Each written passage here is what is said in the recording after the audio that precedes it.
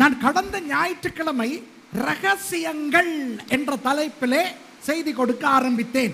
පසුගිය සතියේ අපි රහස් කියනව මාතෘකාව යටතේ දේශනා කරන්න ආරම්භ කරා. I started to speak about mysteries last Sunday. The Greek word is mysterion. அந்த ரகசியங்கள் என்ற அந்த சொல் பழைய ஏற்பாட்டிலே இல்லை. ඒ අභිරහස් කියනව ඒ වචනය පරණ ගිවිසුමේ අපිට දකින්න ලැබෙන්නේ නැහැ. The word mystery is not there in the Old Testament, but it is there in the New Testament 28 times. ஆனால் புதிய ஏற்பாட்டிலே 28 தடவை வருகிறது. හැබැයි අලුත් ගිවිසුම තුල 28 වතාවක් අපිට ඒක දැකිය හැකියි. அந்த ரகசியம் என்றால் இப்போ அது எல்லாருக்கும் புரியாது, தெரியாது. ஆனால் எல்லாருக்கும் பரலோகத்துக்கு போன பிறகு ஒழுங்காய் புரிய ஆரம்பிக்கும். මේ අභිරහස් කියන ඒවා මේ මොහොතේදී මේ ඉන්නව අවස්ථාවල් වලදී අපේ හැම කෙනෙකුටම තේරුම් ගන්නවත් ඒවා අවබෝධ කර ගන්නවත් බෑ. හැබැයි ස්වර්ගයට ගියපු දවසක අපිට ඒ සියල්ල තේරුම් ගත හැකියි.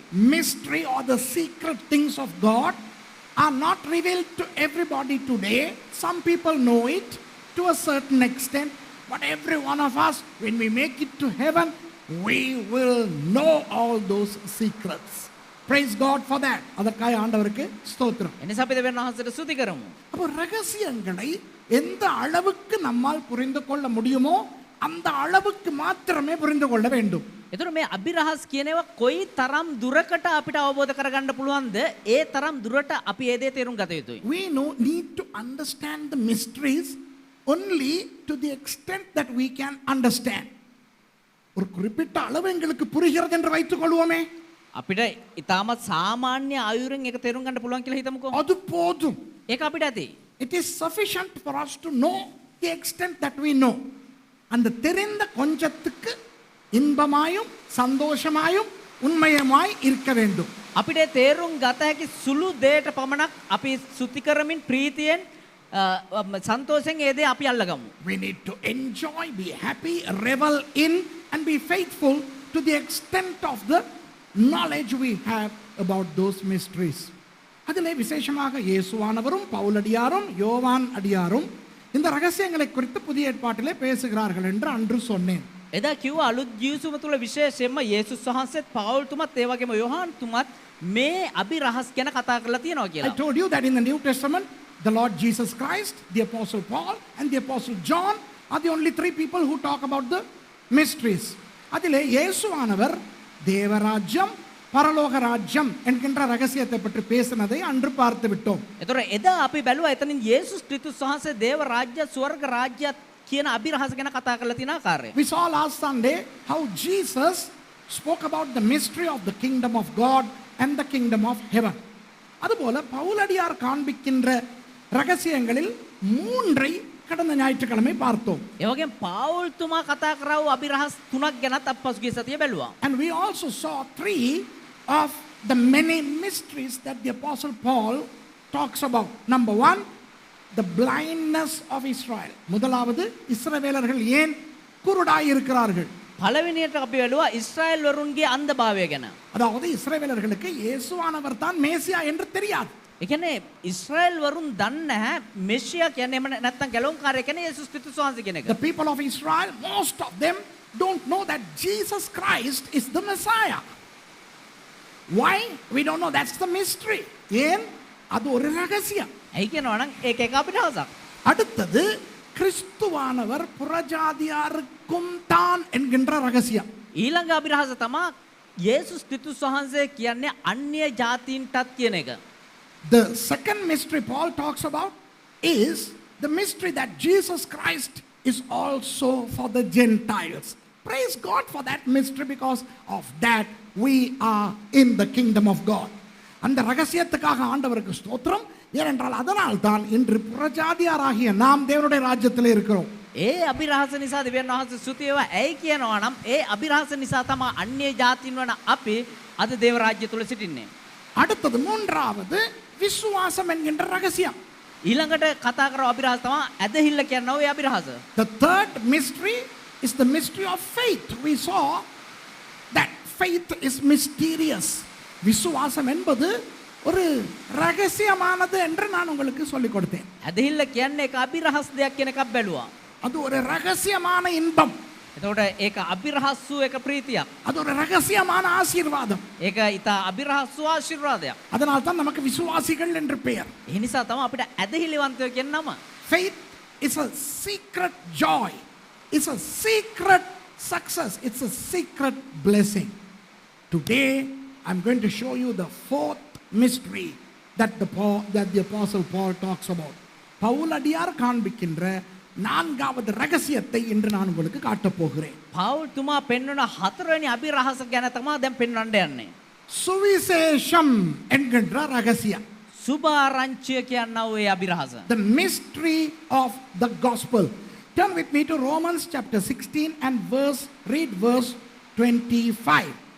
ரோமர் 16ஆம் அதிகாரத்தின் 25வது வசனத்தை வாசிப்போம். අපි පෙරලගමු රෝම පොතේ 16 වෙනි පරිච්ඡේදයේ 25 වෙනි පදයට. ரோமர் 16:25 சொல்லுகிறது, ஆதி காலம் முதல் அடக்கமாயிருந்து இப்பொழுது தீர்க்கதரிசன ஆகமங்களினாலே அனாதி தேவனுடைய கட்டளையின்படி வெளியரங்கமாக்கப்பட்டதும் சகல ஜாதிகளும் விசுவாசத்துக்கு கீழ்ப்படியும்படி அவர்களுக்கு அறிவிக்கப்பட்டதுமாயிருக்கிற ரகசியத்தை வெளிப்படுத்துகிறதான இயேசு கிறிஸ்துவை பற்றிய பிரசங்கமாகிய என் சுவிசேஷத்தின்படியே உங்களை ஸ்திரப்படுத்த வல்லவர் என்று சொல்லப்படுகிறது. 27 also විසිහතත්යවන්න. රෝම 16 වෙනි පරිච්ඡේදයේ 25 සහ 26 වෙනි පදය. ඉතින් සදා කාලයේ පටන් නිශ්ශබ්දව තිබී දැන් එළිදරව් වී තිබෙන අනාගත වත්රුන්ගේ ලියවිලි වලින් ප්‍රකාශ කරන ලදුව ඇදහිල්ලේ කීකරුකම පිණිස සියලු ජාතින්ට සදාකාලික දෙවියන් වහන්සේගේ ආඥාව ලෙස දන්වනු ලැබුවා වූ ඒ රහස එළිදරව් වීමේ හැටියටද මාගේ සුභාරංචිය සහ යේසුස් ක්‍රිස්තුස් වහන්සේ ගැන දේශනා කිරීමේ හැටියටද නුඹලා ස්ථිර කරන්ට සමර්ථ වූ. Read 25 and 26. Now to him that is of power established you according to my gospel, and to preaching of Jesus Christ, according to the revelation of the mystery, which was kept secret since the world began, but now is made manifest, and by the scripture of the prophets, according to the commandment of the everlasting God, made known to all nations. Okay. இப்ப பாருங்க இந்த இடத்துல என்ன சொல்லுகிறார்? දැන් බලන්න මේ ස්ථානේ මොනවද කියන්නේ? ஆதி காலம் முதல் மறைக்கப்பட்டிருந்து இப்போ வெளிப்படுத்தப்பட்டிருக்கிற ரகசியமாகிய சுவிசேஷம். ඉතිහාසයේ පටන් අතීතයේ පටන් සැඟවිලා තිබුණා වූ ඒ සුභාරංචිය අභිරහස. The mystery of the gospel which had been concealed all throughout the past but having been brought to light now. Let's read another verse. Ephesians chapter 6 and verse 19. එබේසියර් 6:19 வாசிச்சிரோமே. අපි එපිස පොතේ 6 වෙනි පරිච්ඡේද 19 වෙනි පදයක් කියවමු. 20 நான் தைரியமாய் என் வாயை திறந்து சுவிசேஷத்தின் ரகசியத்தை அறிவிக்கிறதற்கு வாக்கு எனக்கு கொடுக்கப்படும்படி எனக்காக விண்ணப்பம் பண்ணுங்கள். එපිස පොතේ 6 වෙනි පරිච්ඡේද 19 සහ 20 වෙනි පද. යම් සුභාරංචියක් නිසා මම තානාපතියෙක්ව බැඳුම් ලැබ සිටිම්ද ඒ සුභාරංචියේ රහස දැන්වීමට බය නැතිව මාගේ මුඛය අන්න ලෙස කතාවේ බලය මට ලැබෙන පිණිසත් මා විසින් කතා කරන්නට යුතුව තිබෙන හැටියට ඒ ගැන බය නැතිව කතා කරන පිණිසත් සියලු සුද්ධවන්තයන් ගැනද රහස කියලා නැද්ද? You read. And for me that utterance may be given unto me, that I may open my mouth boldly to make known the mystery of the gospel. Wow, the mystery of the gospel. சுவிசேஷத்தின் ரகசியம். සුභාරංචියේ රහස. இப்ப பாருங்க. දැන් බලන්න சுவிசேஷம் என்றால் என்ன? සුභාරංචිය කියන්නේ මොකද්ද? கவனிங்க. சுவிசேஷம் என்றால் என்ன? What is gospel? හොඳට අවධානයෙන් දෙන්න. සුභාරංචිය කියන්නේ මොකද්ද? தேவன் மனிதனாய் வந்தார் முதலாவது. පළවෙනි කාරණාව දෙවියන් වහන්සේ මිනිස්සෙක් විදියට පැමිණියා. நம்ப முடியுமா? විශ්වාස කරන්න පුළුවන්ද? முடியாது. බෑ. God became man. Can you believe it? No. So that's a secret. அது ஒரு ரகசியம். ඒක එක රහසක්. அப்படி மனிதனாய் வந்தவர் அடி வாங்கி ரத்தம் சிந்தி சிலுவையிலே செத்தார். එහෙම මිනිසෙක් විදිහට ආව උතෑන් වහන්සේ කුරුසියේ මැරිලා උන්වහන්සේගේ රුධිරය ගලා හැලුවා. නෑ රුධිරේ ගලා හලලා තමයි මැරුණේ. මැරුණායින් පස්සේ ගැලුවේ නෑ. කන පිට හරවන්න එපා. Now this God who became man shed blood having been beaten by his creation died on the cross. Can you believe it? நம்ப முடியுதா? විශ්වාස කරන්න පුළුවන්ද? முடியல. අමාරුයි. ரகசியம். රහසක්. அப்படி மரித்தவர் செத்தவர் உயிரோடு எழும்பினார். එහෙම මිනිසෙක් විදිහට මැරුණා උතෑන් වහන්සේ නැවත පණ පිටින් නැගිට්ටා. He who died in that manner rose again from the dead. Can you believe it? நம்ப முடியுதா? විශ්වාස කරන්න පුළුවන්ද? முடியல. බෑ. அதான் ரகசியம். ඒක තමයි රහස. Can you believe it? No, that's a mystery. இப்ப சொல்றார் දැන් කියනවා என்னை ஏற்றுக்கிட்டியனா මාව පිළිගත්තා නම් உன் பாவம் எல்லாம் மன்னிச்சிருவேன், ඔබේ සියලු පාපයන් වලට සමාව ලැබෙනවා. நீ பரலோகம் போவ. ඔබ ස්වර්ගයට යන්න පුළුවන්. நம்ப முடியுதா? විශ්වාස කරන්න පුළුවන්ද? அதுதான் ரகசியம். ඒක තමයි රහස. Now he says, come unto me, repent, accept me, I forgive you, and I take you to heaven. Can you believe it? No. That is a mystery. இந்த எதையாவது நம்ப முடிகிற மாதிரி இருக்கா? මේ මොනවා හරි කාරණාවක් විශ්වාස කරන්න පුළුවන් විදිහට තියනවාද? Any of these things, are they believable? No. Why? Mysterious. அதுதான் ரகசியம். ඒක තමයි රහස. இதுல இன்னொன்னு இருக்கு. சுவிசேஷத்துல கடைசி பகுதி என்ன தெரியுமா? මේකේ අවසාන මේ මේකේ නෙවෙයි කිරිකෝ, සුභාරංචිය. අවසාන කොටස මොකද්ද? What is the ultimatum of the gospel? இங்க வா, මේට එන්න கண்ண மூடு, கண்ண மூடு. දැස් වසා ගන්න. Come here, close your eyes and repeat what I say. நான் சொல்றத திருப்பி சொல்லு. මම කියන එක නැවත කියන්න. அன்புள்ள ஆண்டவரே, ප්‍රේමණීය දෙවිඳුනි, dear God, I know I am a sinner. நான் ஒரு பாவி என்று அறிந்திருக்கிறேன். මම එක පව්කාරයෙක් බව මම දන්නවා. தேவன் எனக்காக மனிதனாய் பிறந்து வந்தார் என்று விசுவாசிக்கிறேன். දෙවියන් වහන්සේ මා උදෙසා මිනිසෙක් විදිහට පැමිණියා කියන එක මම විශ්වාස இப்ப කරනවා. நான் சொல்றத அவர் ரிப்பீட் பண்றார். விளங்குதா? ඒ කියන්නේ මම කියන එක අනිත් කෙනා නැවත ප්‍රකාශ කරනවා. So I am saying something which is repeated by the guy. So I believe God became man and that is Jesus. I accept Jesus as my personal savior. இயேசு கிறிஸ்துவை சொந்த இரட்சகராக நான் ஏற்றுக்கொள்கிறேன். යේසුස් ක්‍රිස්තුස් වහන්සේ මගේ ගැලවුම් කාර්යය හැටියට මම පිළිගන්නවා. என் பாவங்களை மன்னியும். මගේ පාපයට සමාව දෙන්න. Forgive my sins. Cleanse me by the blood of Jesus. இயேசுவின் இரத்தத்தால் என்னை கழுவி சுத்திகரியும். යේසුස් ක්‍රිස්තුස් වහන්සේ ලේන් සෝදා මාව පවිත්‍ර කරන්න. என்னை மன்னித்து என்னை சுத்திகரித்து விட்டீர் என்று நான் விசுவாசிக்கிறேன். මට සමාව දී මාව පවිත්‍ර කරන බව මම විශ්වාස කරනවා. I believe you cleansed me and washed me by the blood of Jesus. Thank you in Jesus name. Amen. நன்றி இயேசுவின் நாமத்திலே. ஆமென். ස්තුති යේසුස් ක්‍රිස්තුස් වහන්සේ නාමයෙන් ආමෙන්. இப்ப சொல்றேன் அந்த ஆளுக்கு நான் දැන් ඒ කියන්නව අනිත් පුද්ගලයා நான் சொல்றேன் அந்த ஆளுக்கு මම කියනවා අනිත් කෙනාට கண்ணை திறங்க. දැස් අරින්න. இப்போ நீங்க ரட்சிக்கப்பட்டுட்டீங்க. දැන් ඔබ කැලේම ලැබුවා. இப்போ நீங்க கிறிஸ்டியன். දැන් ඔබ ක්‍රිස්තියන්. இப்போ ක්‍රිස්තියානි. செத்தா நீங்க பரலோகம் தான் போவீங்க. දැන් ඔබ මැරුණොත් ස්වර්ගයට තමයි යන්න යන්නේ. Now I'm telling that guy, hey, open your eyes. Now you are a Christian. If you die now, you will go to heaven. ஒரு 5 நிமிஷத்துக்கு முன்னால செத்துறீங்கன்னா நரகத்துக்கு போயிருப்ப. දැන් විනාඩි 5කට කලින් ඔයා මැරෙන්න ඔය අපායට යනවා. Had you died 5 minutes ago, you would have ended up in hell. But now if you die, you are going to end up in heaven. இனி நீ செத்தியானாம் அவனே பரலோகத்துக்கு தான் போக போற. හැබැයි දැන් ආයෙ ඔයා මැරුණා නම් ඔයා ස්වර්ගයට තමයි යන්න යන්නේ. வந்தவன் பார்க்கறான். ආපු කෙනා බලනවා. வந்தேன், ආවා, சொன்னேன், කිව්වා. இப்போ நான் கிறிஸ்டியனாமே. දැන් මම ක්‍රිස්තියාන්නේ. எப்படி? කොහමද? The guy would think, I came, I repeated the prayer, and now I am told I am a Christian. ரட்சிப்புங்கிறது இவ்வளவு சிம்பிளா? කැලේම කියන එක මෙච්චර සරලද? Is the gospel so simple? So many people don't think that the gospel is serious. நிறைய பேருக்கு சுவிசேஷம் ரொம்ப ஆழமானதுன்னு தெரியாது. බොහෝ දෙනෙකුට සුභාරංචි කියන එක ඉතා ගැඹුරු දෙයක් කියන එක තේරෙන්නේ නැහැ. ஏன் தெரியுமா? ඇයි දන්නවද? சிம்பிளா ரட்சிக்கப்பட்டுட்டோம். ඒ කියනවනම් සරල විදියට එහෙම නැත්නම් සාමාන්‍ය විදියට ගැලවීම ලැබුවා. Because we got saved so simple. Do you understand? Why? ஏன் தெரியுமா? ඇයි දන්නවද? அது ரகசியம். ඒක රහසක්. சுவிசேஷம் என்பது ரகசியம். සුභාරංචි කියන්නේ ඒක අභිරහසක්.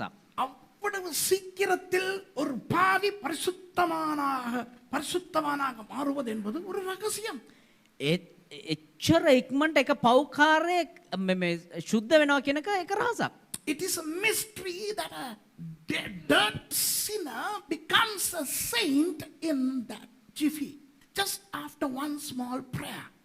ஒரு சின்ன ஜெபத்தோடு அவன் பரலோகவாசியாய் மாறுகிறான் என்பது ஒரு ரகசியம். එක සුළු යාඥාවකින් ඔහු ස්වර්ගයේ වාසය කරන පුද්ගලයෙක් කරන්ට සුදුසුසේ බවට පරිවර්තනය වීම රහසක්. நமக்கு என்ன தேவை தெரியுமா? දැන් අපිට මොනවද ඕනේ දන්නවද? கஷ்டமா ஏதாவது கிடைச்சா தான் அது பெருமதியானதுன்னு நினைக்கிறோம். තාමත් අපහසුයෙන් මොනවද ලබා ගත්තා නම් තමයි ඒක රහසක් කියලා හිතන්නේ. You know, people are so entuned to something that only if they receive something very in much difficulty that they'd appreciate it. இப்ப நம்ம சொன்னோம்னா දැන් අපි කිව්වනම් එහෙම நீங்கள் எல்லாரும் பாவிகள், ඔබ හැම කෙනෙක්ම පව්කාරයි. உங்களுக்கெல்லாம் பரம்பரை சாபம் இருக்கிறது, ඔබ හැම කෙනෙකුටම පරම්පරා ශාපය තියෙනවා. நீங்கள் உங்களுக்கு எதிராய் கிரகங்கள் வேலை செய்கின்றன. ඔබට විරුද්ධව එක එක ග්‍රහයන් වැඩ කරනවා. நீ பிறக்கும் போது சனி சுக்கிரனுக்கு வலது பக்கத்துல இருந்தனால உனக்கு ஆபத்து.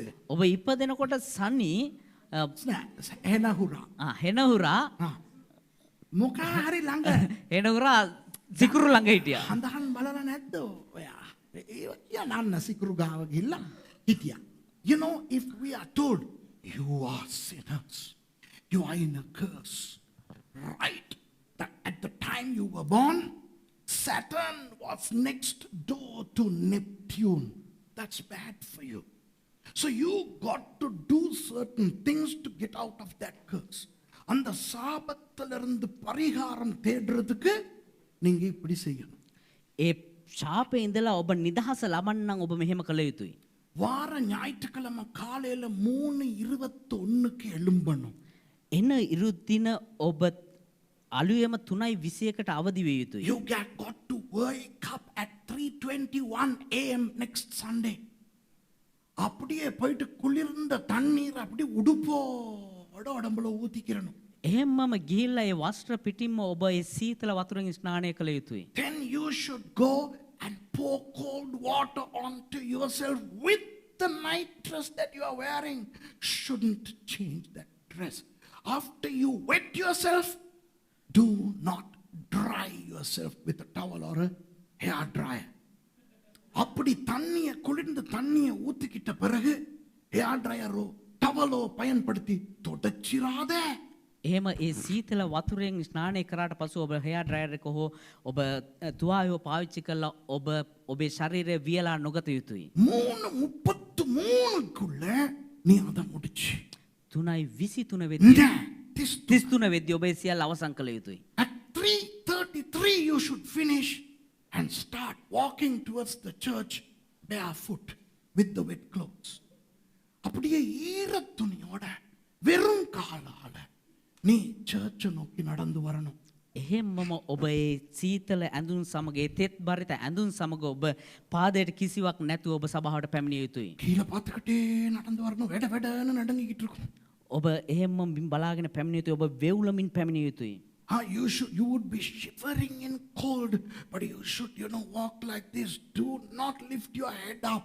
இங்க சர்ச்சுக்கு வந்த உடனே ඔබ සභාවට පැමිණිය ගමන් 57 நிமிஷம் பாஸ்டர் உன்னை வச்சு ஒரு ஜெபம் பண்ணுவார்.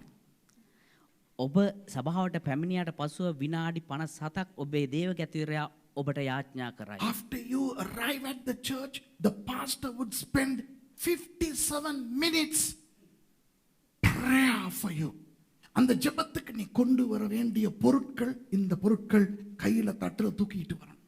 ඒ යාඥාවට ඔබ රැගෙන ආයුතු බඩු භාණ්ඩ ඔබ එහෙම්ම එක වාජනයකට තබාගෙන ඔබ රැගෙන ආයුතුයි. And you should bring these items thanks for that prayer on a tray. இப்படியெல்லாம் பண்ணி இன்னும் சொல்லிக்கிட்டே போகலாம். තව මේ වගේ කියන්න යන්න පුළුවන්. So I can go on and on and on to scare the people as to how they should receive salvation. அப்படியெல்லாம் கஷ்டப்பட்டு மவளே நீ வந்து ரட்சிப்பை பெற்றுக்கொள். එහෙම අපහසුතාවයෙන් ඇවිල්ලා ඔබ ඔබේ කැලේමන් ලබා ගන්න. ஃபேஸ்புக்ல ஒரு வீடியோ போட்டிருக்குது. Facebook එක වීඩියෝ එකක් දාලා තියෙනවා. ஒரு சாமியார் அடிக்கிறாயா கம்பால வர்றவனுக்கெல்லாம் பார்த்துருக்கீங்க? எத்தனை பேர் பார்த்தீங்க அந்த ஃபேஸ்புக்? එක පූසාරි කෙනෙක් එන්න හැම කෙනෙකුටම එක මේ පොල්ලක් දණ්ඩක් තියාගෙන ගහනවා එකකින්. I saw on the Facebook they had posted the clip where a priest is smacking the believers. He was casting those curses out of that person. அட்டி வாங்கி விடுதலை பெற்று கொண்டு போறாங்களா? ගුටි කාලා නිදහස ලබාගෙන යනවා. They are apparently receiving their deliverance. இப்படியெல்லாம் சர்ச்ல பண்ணி ஒரு ஆளுக்கு ரட்சிப்பை கொடுத்தோமோ அவன் பின் வாங்கவே மாட்டான். මේ වගේ දේවල් කළ වෙලා කාට හරි සභාව තුල මේ ගැලේම නිදහස් කරන්න නම් ආයෙ පසුබට වෙන්න ඕනේ. If we do all these jingly jongly junks to people for salvation, they'll never backslide. Why? Because they received salvation in a very hard manner. ஏன்னா எவ்வளவு கஷ்டப்பட்டு ரட்சிக்கப்பட்டோம் தெரியுமா? ඒ කියනවා කොච්චර අමාරුවෙන්ද අපි ගැලේම ලැබුවේ කියලා දන්නවද? அப்ப யாராவது ஒரு ஊழியக்காரர் நீங்கள் ரட்சிக்கப்பட்ட நாள் உங்களுக்கு ஞாபகம் இருக்கிறதா அப்படின்னு கேட்டா ඒතර කවුරු හරි ඔබ ගැලේම ලැබපු දවස ඔබට මතකද කියලා අහුවා නම් එහෙම மறக்க முடியுமா? ඒකම අමතක කරන්න පුළුවන්ද? 3:21 3:33 ஈரத்துணி வெட வெறுங்கால் நட சட்டி பானை தூக்கு அடி மவனே மறக்கவா முடியும்? 3:21ට 3:33ට නාලා සීතලේ කකුල් වලට මුකුත්ම නැතුව සභාවට ආපට අමතක කරන්න පුළුවන්ද? You know, if a preacher asks you, do you remember the day you got saved? How in the world can we forget? 3:21 wake up, cold shower, no change of clothes. 3:33 start making to the church, bow down in that shivery showery moment. How difficult was it to have attained that salvation? Nobody will backslide. ஒருத்தனும் பின் வாங்க மாட்டான். කවුරුත් පසුබට වෙන්නේ නැහැ. இப்ப ஏன் தெரியுமா கிறிஸ்தவன் எல்லாம் இறைச்சிப்ப கணக்கெடுக்கிறான் இல்ல? ඇයි දන්නවද කිතුනෝ බොහෝ වෙලාවට ගැලේම ගණන් ගන්න නැත්තේ? வந்தா ආවා அவர் சொன்ன ஜெபத்தை சொன்னா එයා කියපු යාඥාව කිව්වා ரட்சிக்கப்பட்டு போறான். ගැලේම ලබලා යනවා. இவ்வளவு சிம்பிளா. කොච්චර සාමාන්‍යද? Do you know why many people don't know the gravity of salvation? They came, they repeated a prayer, they got saved, they go. மவனே கிறிஸ்தவனா மாறுறது லேஸ். කිතුනෙක් වෙන්න හරි ලේසි. පුතේ මවන්නේ කියන එකත් කියපන්. කිතුනෙක් වෙන්න හරි ලේසි පුතේ. கிறிஸ்தவனா தொடர்ந்து வாழ்றது தாண்டி கஷ்டம். හැබැයි කිතුනෙක් වෙලා ජීවත් වෙන්න තමයි අපහසු. It is extremely easy to become a Christian, but to continuously live as a Christian, very difficult.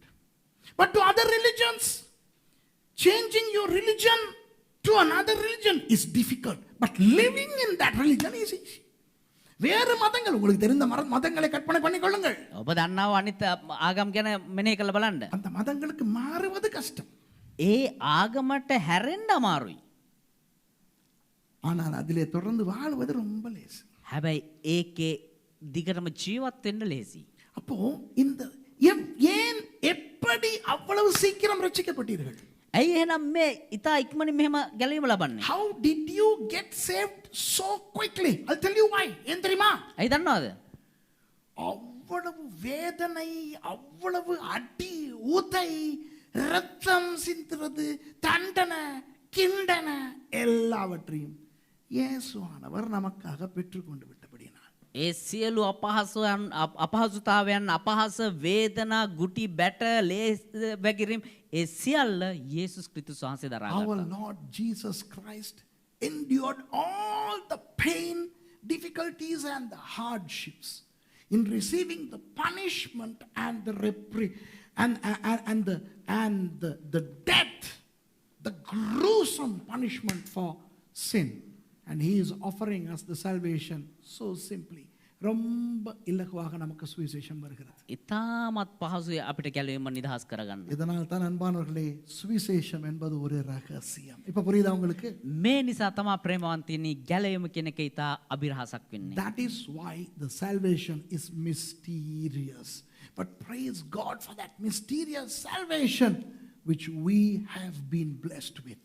அந்த ரகசியமான அந்த ரட்சிப்பு நிமித்தமாக ஆண்டவருக்கு ஸ்தோத்திரம், நாம் ரட்சிக்கப்பட்டிருக்கிறோம். ඒ අභිරහසු ගැලවීම නිසා දෙවියන් වහන්සේට ස්තුති වේවා. අපි ඒ නිදහස් කරගෙන ஆகவே තිබෙනවා. அன்பானவர்களே, நீங்கள் ரட்சிக்கப்பட்ட பொழுது பெரிய சடங்காச்சாரங்களுக்குள்ளாக போகவில்லையே என்று யோசிக்காதீர்கள். ඒ නිසා ප්‍රේමවන්තයනි ඔබ ගැලවීම ලබන මොහොතේදී චාරිත්‍ර වාරිත්‍ර වලට ඔබ ඇතුළත් වුනේ නැහැ කියලා ලොකුවට හිතන්න එපා. So beloved, don't worry as to why you didn't have to go through ceremonialism and traditionalism when you got saved. Salvation is a mystery. It comes in a jiffy. அந்த ரகசியமான ஆச்சரியமான ரட்சிப்பு ஒரு நொடியில் நமக்கு கிடைக்கிறது. ඒ ආශ්චර්යමත් ඒ වගේම ඒ පුදුම සහගත අභිරහසු ගැලවීමෙන් බිඳක්වත් අපිට නැත්තම් ලබා ගන්න බැරි වෙයි. சந்தோஷமா இருந்தா ஒரு ஆமென் சொல்றது. සන්තෝෂයි නම් ආමෙන් කියන්නකෝ. Are you happy? Then say amen. Because God has blessed us with a mysterious salvation which cannot be comprehended, fathomed, understood by human brain. மனித மூளையால் கிரகிக்க முடியாத, புரிந்து கொள்ள முடியாத ஆச்சரியமான ரகசியமான ஒரு ரட்சிப்பை ஆண்டவர் நமக்கு அருளி இருக்கிறார். ඒ මනුෂ්‍ය මොළයට තේරුම් ගන්න බැරි ආශ්චර්යමත් පුදුම සහගත අභිරහසු ඒ ගැලවීම දෙවියන් වහන්සේ අප වෙනුවෙන් නිදහස් කර තිබෙනවා. அதுதான் நாலாவது ரகசியம். ඒක තමයි හතරවෙනි අභිරහස. That's mystery number 4. Let's go to mystery number 5. ஐந்தாவது ரகசியத்துக்கு போவோமா? අපි පස්වෙනි අභිරහස බලන්න යන්න. 1 கொரிந்தியர் 2வது அதிகாரம் 7வது வசனத்தை வாசிப்போம். 1 කොරින්ති 2වෙනි පරිච්ඡේදයේ 7වෙනි පදය අපි කියමු. Let's read 1 Corinthians chapter 2 and verse 7. உலக தோற்றத்துக்கு முன்னே தேவன் நம்முடைய மகிமைக்காக ஏற்படுத்தினதும் மறைக்கப்பட்டதுமாயிருந்த ரகசியமான தேவ ஞானத்தையே பேசுகிறோம். අපගේ ගෞරවය පිණිස ලෝකවලට ප්‍රථම දෙවියන් වහන්සේ විසින් කලින් නියම කරන ලද්දා වූ සංගවා තිබූ දෙවියන් වහන්සේගේ ප්‍රඥාව අභිරහසක් ලෙස කතා කරමුවා. But we speak the wisdom of God in a mystery, even the hidden wisdom which God ordained before the world unto our glory. அன்பானவர்களே, உலக தோற்றத்துக்கு முதலிலே இருந்து தேவனால் மறைத்து வைக்கப்பட்டிருந்த அந்த ரகசியம் வெளிப்பட்டிருக்கிறதே, அந்த ஞானம் என்கின்ற ரகசியம் என்ன? ප්‍රේමවන්තයනි, ලෝකයේ මැවිල්ලට ප්‍රථම උන්වහන්සේ සංගවා තබා වූ ඒ ප්‍රඥාව එළියට පැමිණේ ප්‍රඥාව ලෙස කොයි ආකාරයෙන්ද? தேவனுடைய வார்த்தை. දෙවියන් වහන්සේගේ වචනය තුලින්. What is that mysterious wisdom that had been concealed from the dawn of the earth and now revealed by way of wisdom? The word of God. இந்த இடத்துல எதை பற்றி பேசுகிறார் பவுலடியார்? මේ ස්ථානයේදී පෞල්තුමා මොනවා ගැනද කතා කරන්නේ? தேவனுடைய வார்த்தை என்கின்ற அந்த ரகசியம். දෙවියන් වහන්සේගේ වචනය කියනා වූ ඒ රහස. The mysterious word of God which is called wisdom. Not too long ago I preached about wisdom and I said wisdom is acquired only through the word. கொஞ்ச நாட்களுக்கு முன்னே நான் ஞானத்தை பற்றி பேசி சொன்னேன், ஞானம் தேவனுடைய வார்த்தையால் மாத்திரமே வருகிறது என்று. මීට සති කිහිපයකට පෙර දේවගතිවරයා දේශනා කරා ප්‍රඥාව කියන එක පැමිණෙන්නේ දෙවියන් වහන්සේගේ වචනය තුලින් පමණයි කියන එක. அப்போ இந்த ரகசியம் என்ன? එහෙනම් මේ අභිරහස කුමක්ද? தேவனுடைய வார்த்தை என்கின்ற ரகசியம். දෙවියන් වහන්සේගේ වචනය කියනා වූ ඒ අභිරහස. The mystery of the word of God. The word of God is a mystery. தேவனுடைய வார்த்தை பைபிள் ஒரு ரகசியம். දෙවියන් වහන්සේගේ වචනය එහෙම නැත්නම් මේ සුද්ධ බයිබලය එක අභිරහසක්. ஏன் தெரியுமா? ඒ දන්නවද? உலகத்திலே மத நூல்கள் இருக்கின்றன. ලෝකයේ විවිධ ආගමික ග්‍රන්ථයන් තිබෙනවා. There are religious tomes in the world, in any religion. But this word of God is completely different from all those tomes. ஆனால் எல்லா மத நூல்களையும் விட இந்த வார்த்தை வித்தியாசமானது. හැබැයි සෑම ආගමික ග්‍රන්ථවලට වඩා මේ සුද්ධ බයිබලය ඉතාමත් වෙනස්. அந்த வித்தியாசங்களை ஒப்பிட்டு பேசினால் 6 மாதம் பேசிக்கொண்டே போகலாம். ඒ වෙනස්කම් මොනවද කියලා එකිනෙක සංසන්දනය කරලා පෙන්නමින් දේශනා කරන මාස 6ක් දේශනා කරන්න If පුළුවන්. only I got the time, I need about 6 months to outline those differences between other religious tomes and the Bible. சில உதாரணங்களை சொல்லுகிறேன். උදාහරණ කීපයක් කියන්න. Let me furnish a little, a few examples. இதிலே பரிசுத்தவான்கள் தேவனுடைய மக்கள் பெரிய பெரிய ஆட்கள் வருகிறார்கள். මෙතන ශුද්ධවන්තයෝ ඉතාමත් උසස් වූ මනුෂ්‍ය විශාල වූ පුද්ගලයෝ ගැන කතා කරනවා. There are some big shots, important people in the Bible, such as Abraham, David, Moses, Peter, Paul, etc. Abraham, ආබ්‍රහම්, David, දාවිද්, Moses, Moses, Elia, එලියා, அப்புறம் புதிய ஏற்பாட்டுல பார்த்தா பவுல், பேதுரு. අලුත් ජීවිතේ බැලුවා නම් පවුල්තුමා, පේතෘස්තුමා இந்த மாதிரியான முக்கியமான நபர்கள் வேறு மத நூல்களிலே காணப்பட்டால் මේ වගේ වැදගත් වූ පුද්ගලයන් අනිත් ආගමික ග්‍රන්ථවල පෙන්වුවා නම් அவர்கள் செய்த சாதனைகள் அவர்களுடைய நல்ல குணங்கள் எல்லாம் சொல்லப்படும். ඔවුන් කරාව කැපවීම ඔවුන්ගේ යහපත් ගතිගුණ ඒ හැම දෙයක්ම පෙන්නයි. அவர்களுடைய எதிர்மறையான விஷயங்கள், அசுத்தங்கள், ரகசியமான பாவங்கள் எல்லாம் மறைக்கப்படும். හැබැයි ඔවුන්ගේ විරුද්ධ කාරණා ඔවුන්ගේ අශුද්ධ දේවල් ඔවුන්ගේ රහස් පාපයන් ගැන කිසිවක් කතා කරන්නේ නැහැ සංඝවතී If and තියෙනවා. when big shots appear in other religious tomes, the good things and the great things about them will be written, and their secrets, their negativities would be concealed. வேதத்திலே மாத்திரம்தான் அவர்களுடைய நல்ல பக்கம் மாத்திரமல்ல, அவர்களுடைய கூத்துக்களும் அப்படியே சொல்லப்படும். සුද බයිබලයේ පමණයි ඔවුන්ගේ යහපත් කාරණා විතරක් නෙවෙයි ඔවුන්ගේ අනිත් දුර්වලකමුත් පෙන්නලා තියෙන්නේ. It's only the Bible which is so honest in not only talking about the positivities of those people, even the negativities. அவ்வளவு பெரிய ஆபிரகாமின் தேவன் தான் நம்முடைய தேவன். ஆனால் ஆபிரகாம் பொய் சொன்னது வேதத்தில் எழுதியிருக்கிறது. එච්චර වැදගත් වූ ආබ්‍රහම්ගේ දෙවියන් වහන්සේ කියලා තමයි බයිබලයේ හඳුන්වා තිබෙන්නේ.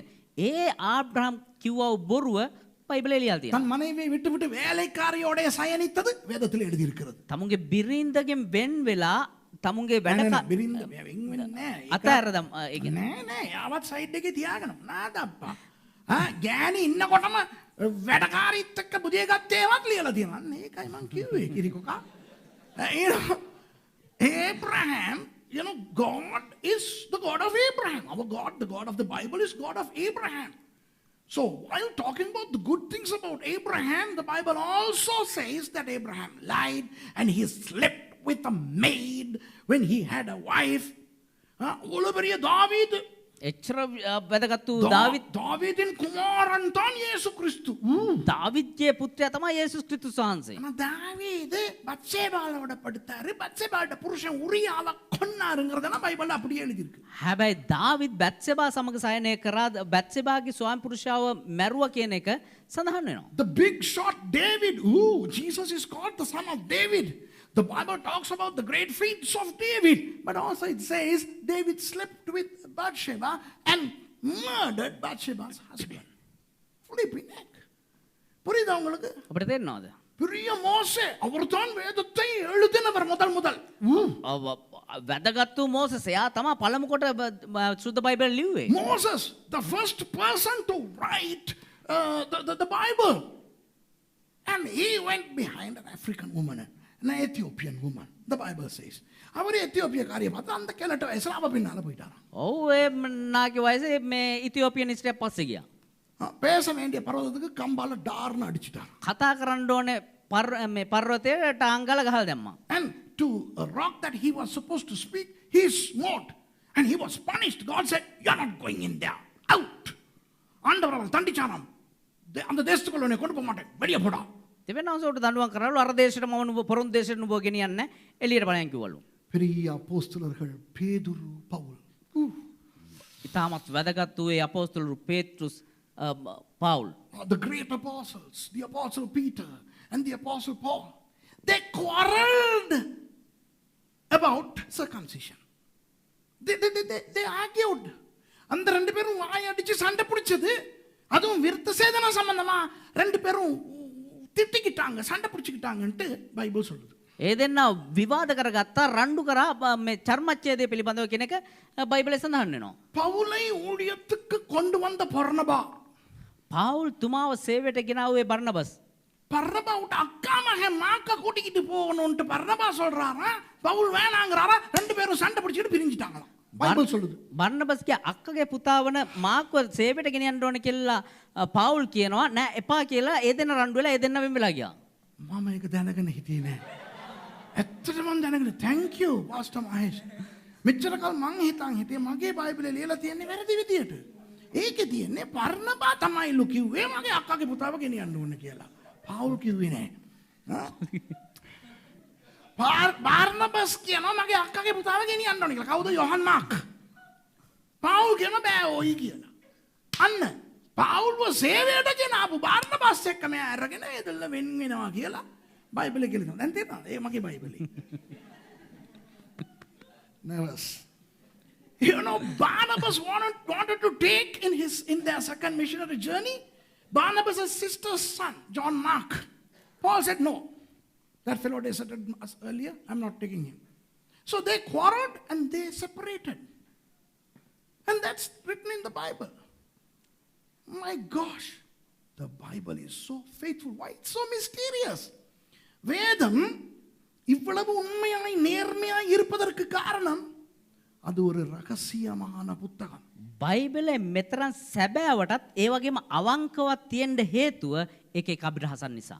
இந்திக்க தொட்டவத்த சார் நீங்க பார்த்துக்கிட்டு இருக்கிறீங்களான்னு தெரியல. ඉන්දික තොටවර්ත මහත්තයෝ ඔබ බලාගෙන ඉන්නවද කියලා දන්නේ නැහැ. Honorable Indika Totavatta sir, you may be watching. I know you watch my programs. Anyway, if you are watching me, ஐயா நீங்க சொல்றீங்க தானே மோசே இப்படி வெட்டி போடுறான் கொல்றான் பைபிள் வந்து ஒரு கேவலமான புத்தகம் சாலமோன் இத்தனை பொம்பளைகளை வச்சிருந்தான் அப்படி இப்படின்ட்டு நீங்க பைபிள்ல பயங்கரமா திட்டி பைபிளின் ஆண்டவரை திட்டுறீங்க தானே சார்? මහත්තයෝ ඔබ කියනවා නේද මෝසෙස් ඇවිල්ලා මෙහෙම මේ කැපුවා කෙටුවා ඒ බයිබලේ මෙහෙම කපන කොටනේවා තියෙනවා සාලෝන් මෙච්චර බිරින්දෑවරු තියන් හිටියා මේ වගේ අර වගේ දේවල් තියෙනවා කියලා ඔබ කතා කරනවා නේද ඒ ගැන? මහත්තයෝ ඔයා කියනවානේ බයිබලේ අසභ්‍ය පොතක් කියලා. Sir, you are so vituperative about the Bible. You say that Moses was cutting and chopping people. God of Moses, the God of the Bible, is a blood-loving God, and Solomon had hundreds of wives and all these things. Sir, நம்ம ஆண்டவர் அதெல்லாம் இதுல எழுதாம மறைச்சு வச்சிருந்தா நீங்களும் நினைச்சிருப்பீங்க நம்ம ஆண்டவர் ரொம்ப வித்தியாசமானவர். මහත්තයෝ අපේ දෙවියන් වහන්සේ කිසිවක් මේ පොතේ නොලියත් සංගවා තැබුවා නම් ඔබත් සිත අපේ දෙවියන් වහන්සේ ඉතාමත් යහපත් වූ දෙවියන් වහන්සේ. அப்படிதாங்க மற்ற மத புத்தகங்கள்ல உள்ளவங்கட விஷயங்கள் எல்லாம் அமுக்கி மறைச்சு போடப்பட்டிருது. එහෙම තමාද අනිත් ආගම්වල අනිත් ආගමේ පොත්වල සියල්ල සංගවලා තබලා ලියලා තියෙන්නේ. Had our God concealed all of those things from you, sir, you would have nothing to complain about. If the Bible didn't say that these things happened, you wouldn't know that these things happened. வேதம் சொல்லவில்லை என்றால் இதெல்லாம் நடந்தது என்று நீங்களும் நம்ப மாட்டீங்க. உங்களுக்கு தெரியாது இப்படி நடந்தது என்று. බයිබලේ සඳහන් නොවුනනම් මේ මෙහෙම දේවල් සිද්ධ වුණා කියලා සඳහන් නොකරනම් ඔබත් දැනගන්න යන්නේ නැහැ මේම දේවල් සිද්ධ වුණා කියලා. வேதம் என்பது ஒரு உண்மையான புத்தகம். සුද බයිබලය කියන්නේ ඉතා සැබෑ වූ ග්‍රන්ථයක්. எல்லாருக்கும் சொல்லுகிறேன், சில மத வேதங்களில் හැම දිනකටම කියන සමහර ආගමික ආගම්වල அந்த தெய்வங்கள் களவெடுப்பதை கூட ஸ்வீட்டா இனிமையா தான் சொல்லுவாங்க. ඒ දෙයියෝ හොරකම් කරපු එකත් ඉතා ලස්සනට හැඩවැඩ දාලා තමයි කියන්නේ. You know, in some religious tombs, those tombs show the thieving nature of the gods as something sweet. இந்த சாமி உங்க வீட்டுக்கு வந்தா நீங்க பொருட்களை கவனமா வைங்க ஏத்துறீமா போகும்போது அது சிலதுகளை எடுத்துக்கிட்டு போயிடும். So sweetලා. ඒ දෙයියෝ ඔබේ නිවසට ආවොත් එහෙම ඔයාලගේ බඩු බාණ්ඩ හංගලා තියන්න ඇයි කියන්නේ යනකොට යා හොරකම් කරයි ස්වීට් අනේ. You know, when that God comes to you, to your house, make sure to hide certain things such as milk, butter, all those things. Because on his way out, that God would take away those things. அப்புறம் இன்னும் சில சாமிகள் உங்க வீட்டுக்கு வந்தா දුර තවත් සමහර දෙවියෝ ගෙදරට ආවනම් கன்னிப்பொண்கள் வீட்டில் இருக்காங்க தானே, கன்னிப்பொண்கள் කන්‍යක් දැරියෝ ඉන්නවනේ නිවෙස්වල. அவங்களுக்கு கொஞ்சம் மூடி வைங்க. ඔන්න පොඩ්ඩක් සංගවලා තියන්න. ஏன்னா அந்த சாமி ஸ்வீட்டா அவங்க கன்னிப்பொண்ணுங்களை வந்து தடவிட்டு போகும். ඇයි කියනවනම් ඒ දෙයියෝ හරි හුරු බුහුටි ඔබේ කන්‍යා තරුණයන්ව තට්ටු කරලා යයි. You know, when that when some other good gods come to your house, make sure to protect your virgins in your families, because when those gods come, they have a habit of caressing your virgins. சில வேதங்கள்ல සමහර පුස්තකවල நம்ம பைபிள்ல Solomon தான் நிறைய பொம்பளை வச்சிருந்தான். அவன் தேவன் கிடையாது, மனுஷன். සාලමොන්න ගෑනු ඔච්චර ප්‍රමාණයට දෙවි කෙනෙකුත් නෙමේ. In our mysterious Bible, the polygamists were humans. But in certain religions, the gods are polygamists, and that is a divine, lovely thing. சில மதங்கள்ல அவங்களோட சாமிகளே ஒண்ணுக்கு மேற்பட்ட புருஷன் பொண்டாட்டி எல்லாம் வச்சிருக்கோம். அதெல்லாம் சரியான ஸ்வீட்டா இருக்கும். තමුන්ගේ දෙවිවරුම ඒගොල්ලොන්ගේ දෙවිවරුම එකට වඩා බිරින්දෑවරු හරි ස්වාමි පුරුෂයෝ හරි තියෙනවා. ඒක හරි ස්වීට් එකට තියෙනවා. நம்மட பைபிள்ல අපේ බයිබලය තුල தாவீதுட மகன் அப்சலோமும் தாவீதுட மகன் அம்னோனும் அடிச்சுக்கிடுவாங்க. දාවිදගේ පුතා අබ්සලෝන් සහ දාවිදගේ පුතා අම්මෝන් දෙන්න ගහ ගන්නවා. In our Bible, the sons of David, Absalom and Amnon, will fight each other. But in some religions, even gods, the brother gods, fight each other. சில மதங்கள்ல சகோதர சாமிகளே அடிச்சுக்கிடுவாங்க. අප සමහර ආගම් වල සහෝදර දෙවිවරුම ගහ ගන්නවා. ஆனா அதுவும் sweet. හැබැයි ඒක හරි sweet. Those fights are sweet. So thieving, God's thieving, sweet. God's caressing women, sweet. God's having polygamy, multiple wives and husbands, so sweet. God's coming after humans and marrying them, sweet. Fighting each other and killing, sweet. அப்போ சில வேற மதங்கள்ல සමහර ආගම් වල சாமிமார் அடிச்சுக்கிறது இனிமை. දෙවිවරු ගහ ගන්න එක ඉතා යහපත් මිහිරි. ஆம்பளை சாமி பொம்பளை சாமி பின்னாலே எச்சி வடிச்சுக்கிட்டு போறது ஸ்வீட். පිරිමි දෙයියෝ ගෑනු දෙයියෝ පිටිපස්සේ යන එක හරි ස්වීට්. இந்த பக்கம் ஒரு பொண்டாட்டி இந்த பக்கம் ஒரு பொண்டாட்டி வச்சுக்கிட்டு இருக்கிறது ஸ்வீட். මේ පැත්තේ එක ගෑනියා මේ පැත්තේ එක ගෑනියා තියා ඉන්න එක හරි ස්වීට්. சாமி மனுஷங்களை வந்து கல்யாணம் கட்டுறது ஸ்வீட். දෙයියෝ මනුෂ්‍යයන් ඇවිල්ලා විවාහ කරගන්න එක හරි ස්වීට්. ஆம்பளை சாமியோட படுத்து புள்ள போடுறது கூட ஸ்வீட் தான்.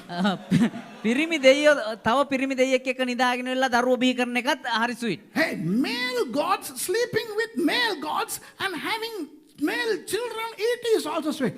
Come on, what the hell are you talking about, man? This Bible is so faithful.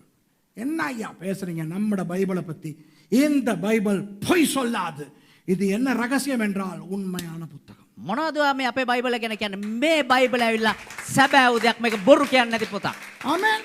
ආමෙන්. புரியுதா உங்களுக்கு? තේරෙනවද ඔබට? இயேசுவானவர் வந்தார். යේසුස් වහන්සේ ආවා. களைத்து போய் படகிலே படுத்திருந்தார். මහන්සියෙන් මේ ඔරුව තුල නිදාගත්තා. வேதத்தில் அது மறைக்கப்படவில்லையே. බයිබල තුල ඒක හැංගුවේ නැහනේ. When God became man in the form of Jesus, and Jesus was so tired, he was asleep in the boat. The Bible doesn't conceal that, it shows that. இயேசுவானவர் கோபம் வந்து ஏரோதுவை நோக்கி அந்த நரிக்கு போய் சொல்லுங்கள் என்று திட்டுகிறார். வேதம் அதை மறைக்கவில்லை. යේසුස් ක්‍රිස්තුස් වහන්සේ තරහා ඇවිල්ලා හෙරොඩ්ට බයින අර නරියට ගිහිල්ලා කියපන් කියලා බයිබලේ ඒක හැංගුවේ නැහනේ. Jesus was so angered with Herod, and he says, go and tell that fox. So he telling Herod off. It's not concealed.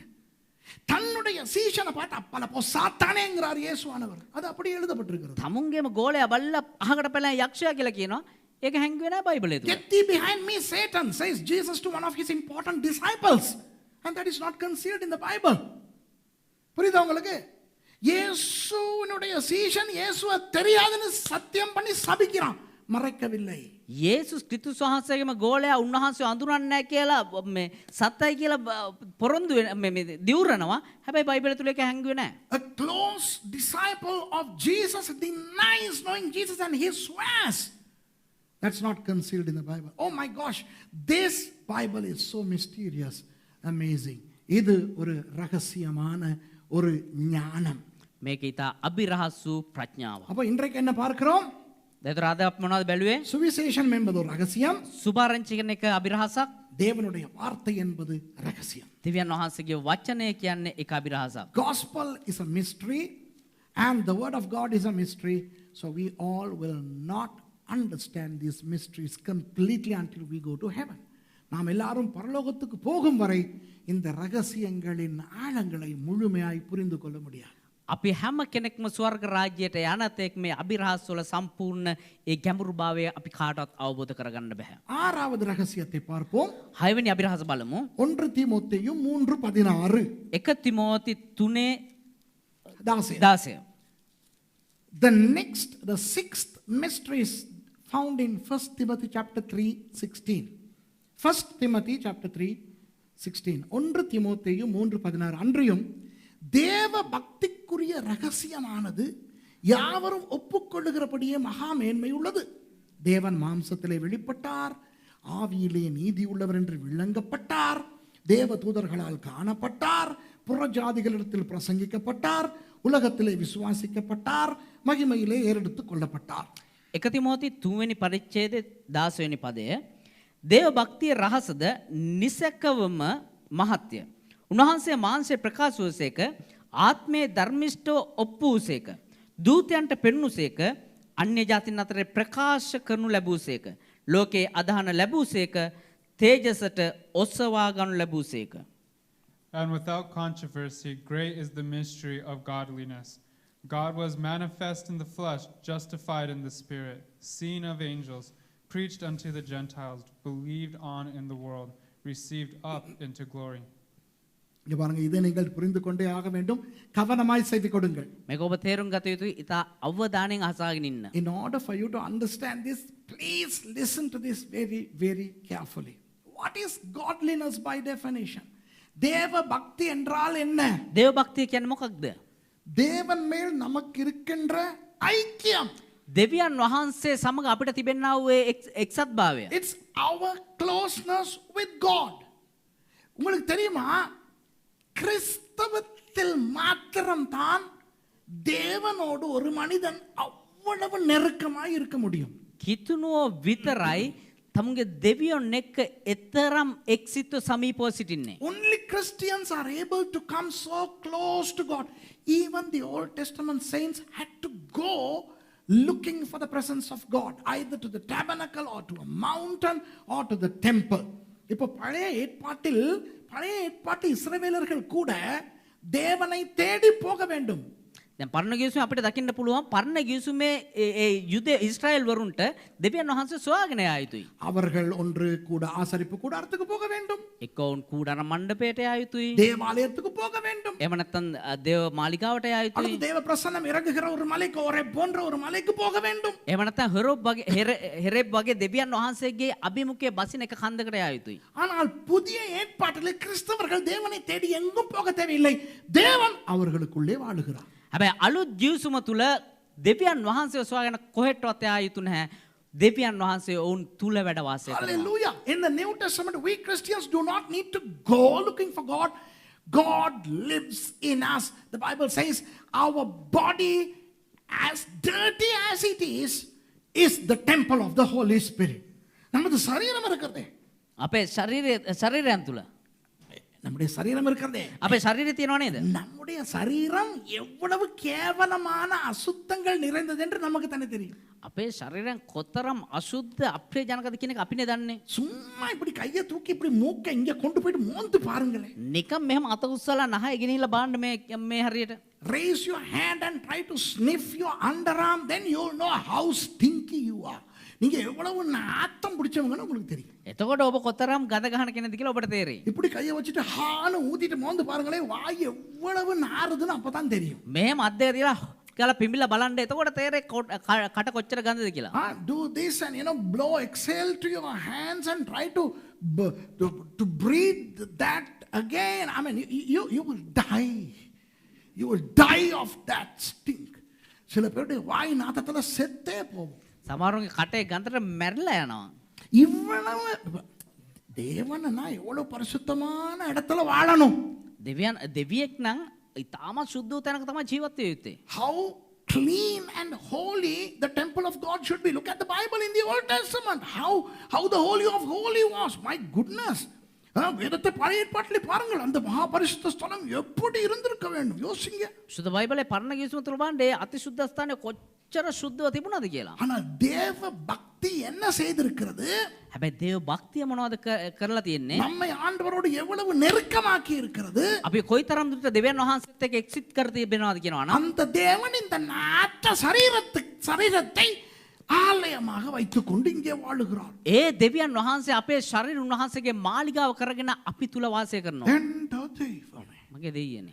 My goodness, that God, the mystery of godliness is our closeness to God.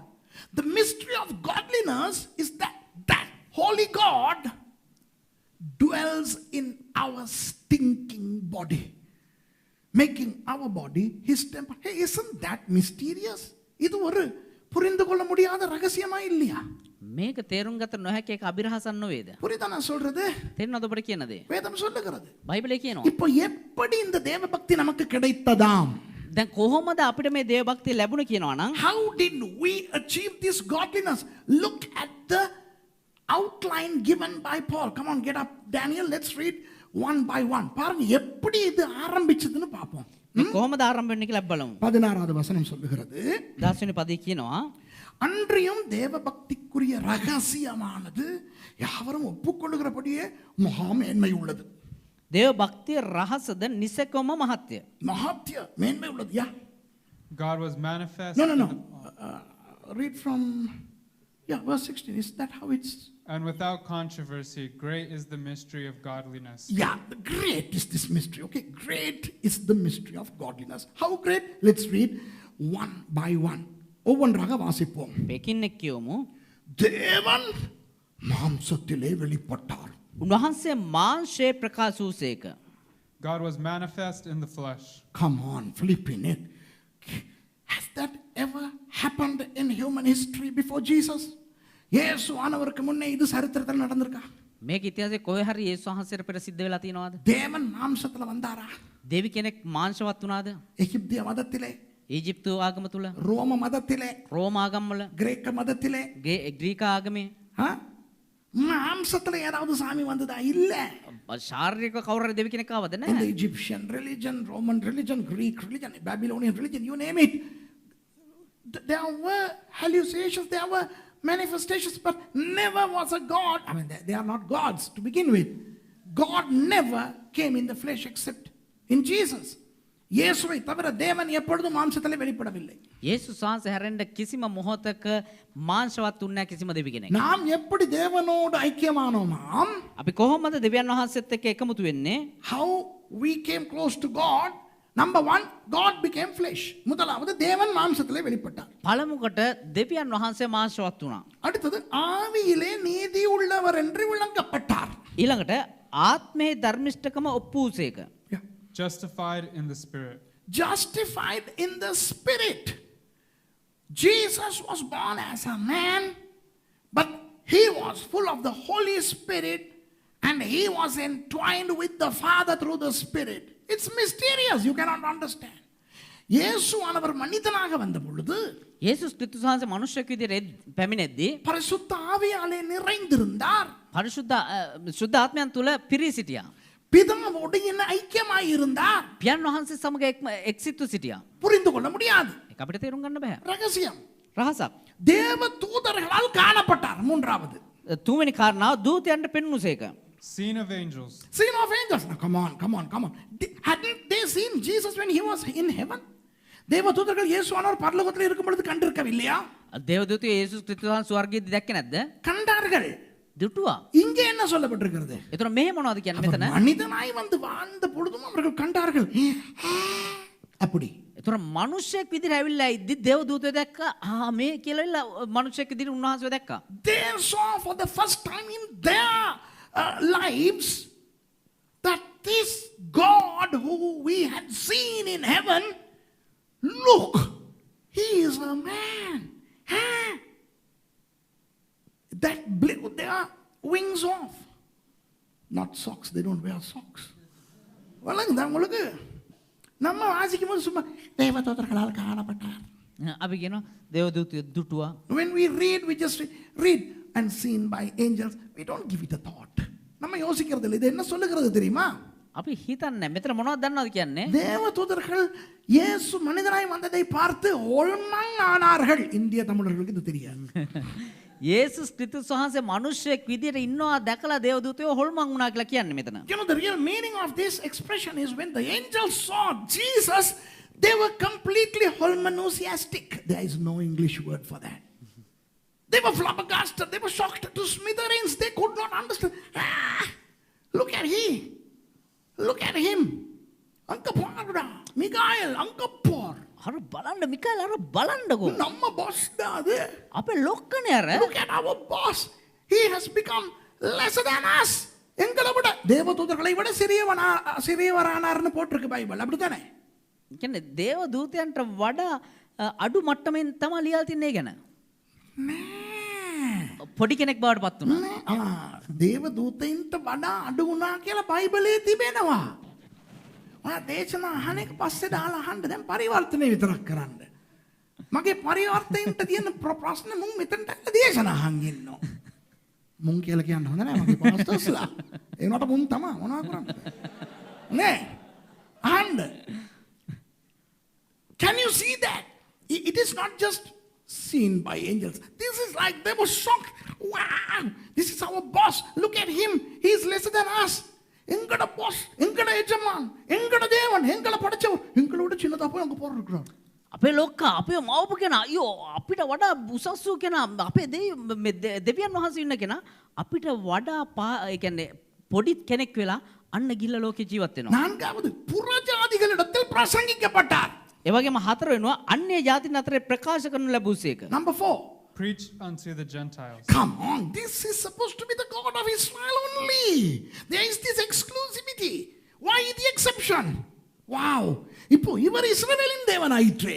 මේ ඊශ්‍රායල් වරුන්ගේ දෙවියන් වහන්සේ. இஸ்ரவேலருக்கு மட்டும் தானே அவர். උන්වහන්සේ ඊශ්‍රායල් වරුන්ට පමණයිනේ. அவர் பாருங்க புறஜாதிகளிடத்திலும் பிரசங்கிக்கப்படுகிறாரே. ඇයි උන්වහන්සේ මේ අන්‍ය ජාතින් ප්‍රකාශ වන්නේ? அடடடடடா. අයියෝ. Oh my, oh my, oh my. உலகத்திலே விசுவாசிக்கப்பட்டார். Glory to God. Fifth. ලෝකේ අදහන් ලැබුසේක. Believed on in the world. Wow. We who were believing that the sun was a god, the moon was a god, the river was a god, and the trees were gods. All of a sudden now we believe that Jesus is God. சூரியனையும் சந்திரனையும் மலையையும் காயலையும் நீரையும் நிலத்தையும் நெருப்பையும் தெய்வங்கள் என்று நம்பிக்கொண்டிருந்த நாம் இயேசுவை தெய்வம் என்று නම්බ ආරම්භිකින්රෝම්. ඉර හඳ ග්‍රාහක ගස් කොළන් ගෙම්බෝ ඔය හැම කෙනෙක්ම දෙවියෝ කියලා විශ්වාස කරන කාලේ යේසුස් ක්‍රිස්තුස් වහන්සේ දෙවියන් වහන්සේ කියලා විශ්වාස කරන කාලය. உலகத்திலே விசுவாசிக்கப்பட்ட இயேசுவானவர் இன்று முழு உலகத்திலும் இயேசுவை அறியாதவர்கள் இல்லை என்ற ஒரு நிலைக்கு வந்து விட்டது. ලෝකෙම යේසුස් ක්‍රිස්තුස් වහන්සේ ඒ කියන්නේ ලෝකේ යේසුස් වහන්සේව දන්නේ නැති තැනක් නෑ වගේ ඇවිල්ලා තිනවා. ධනාත්මකව හරි ඍණාත්මකව හරි යේසුස් වහන්සේව බැන බැන හරි යේසුස් වහන්සේව දන්නම අය එක එක. இயேசுவை விசுவாசிக்கிறார்கள் இல்லையோ திட்டி திட்டியாவது இயேசுவை பற்றி பேசுறவங்க இருக்கிறான். Whether they like it or not, or whether they like Jesus or not, many people are talking about Jesus. Even anti-Christians are talking about Jesus in a negative connotation at least. விளங்குதா உங்களுக்கு? இப்போ இலங்கையில் எங்களை மூலதர்மவாதியோனாவது சொல்லி தொலைக்கிறாங்க. Praise God. දැන් ශ්‍රී ලංකාව තුළ අපිව මූල ධර්මවාදියෝ කියලා බයිනවා ස්වාමීන් වහන්සේ ප්‍රශංසාව. In Sri Lanka they call us doctrinalists and they call born again group born again. I mean இப்படியாவது இயேசுவை பத்தி பேசுறான் ஐயா. මේ විදිහට අර යේසුස් ක්‍රිස්තුස් වහන්සේ ගැන කතා කරනවානේ. அடுத்தது மகிமையிலே ஏறெடுத்து கொள்ளப்பட்டார். ඊළඟට තේජසට ඔසවා ගන්න ලැබුසේක. Yeah, final. Received up into glory. When Jesus ascended, it was a glorious ascension. இயேசுவானவர் எடுத்துக்கொள்ளப்பட்ட பொழுது மகிமையிலே எடுத்துக்கொள்ளப்பட்டார். යේසුස් ක්‍රිස්තුස් වහන්සේ ඔසවා ගන්න ලැබු මොහොතේදී මහිමයට උන්වහන්සේ ඔසවා ගත්තා. සිරුමයිලේ අවතරිத்தார். සුළුවට ඉපදුනා. He was born humbly. You know where he was born, right? In a manger. அவர் ஒரு தொழுவத்திலே ரொம்ப சின்ன விதத்திலே பிறந்தார். ඔය එක ගව ගාලක ඉතාමත් සුළු ආකාරයෙන් ඉපදුනා. குழப்பமான இடத்திலே நாசரேத்திலே வளர்ந்தார். ඒ වගේම මේ තැනක උන්වහන්සේ වැඩුණා නාසරේත් වල. He grew up in Nazareth, which was not a very good place for somebody to grow up. Why? Because remember Nathanael says, can any good come out of Nazareth? நாசரேத்திலிருந்து ஒரு நன்மை வர எந்த ஒரு நன்மையும் வரக்கூடுமோ? නාසරෙත් වල ඉඳන් කුමක් හරි යහපතක් පැමිණෙන්නේ හැකිද? அப்படி அந்த நாத்தான்வேல் கேட்டாரே. එහෙම අර නාතන් කිව්වනේ.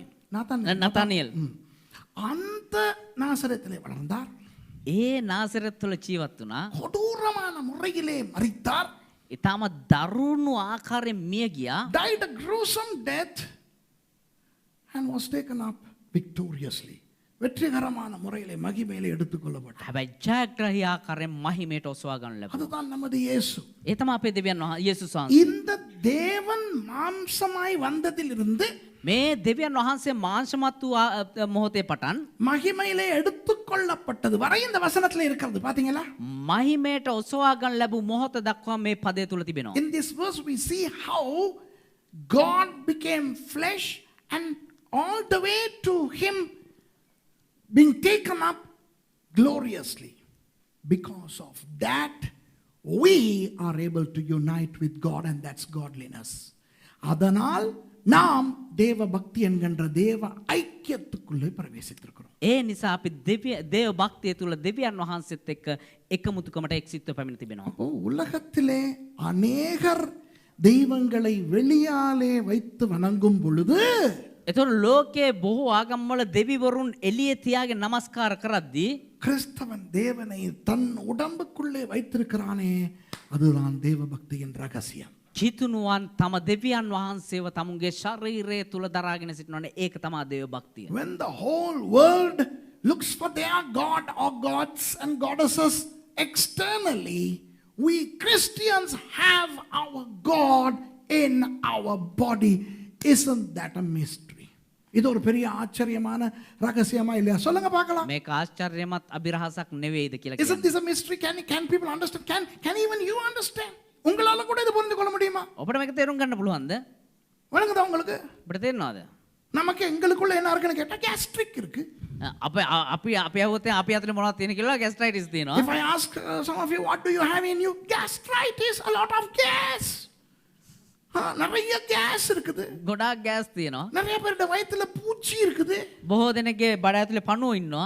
Many people have worms in their stomach and germs in their bodies and sicknesses and illnesses and frailties and whatnot in their stinking stupid bodies.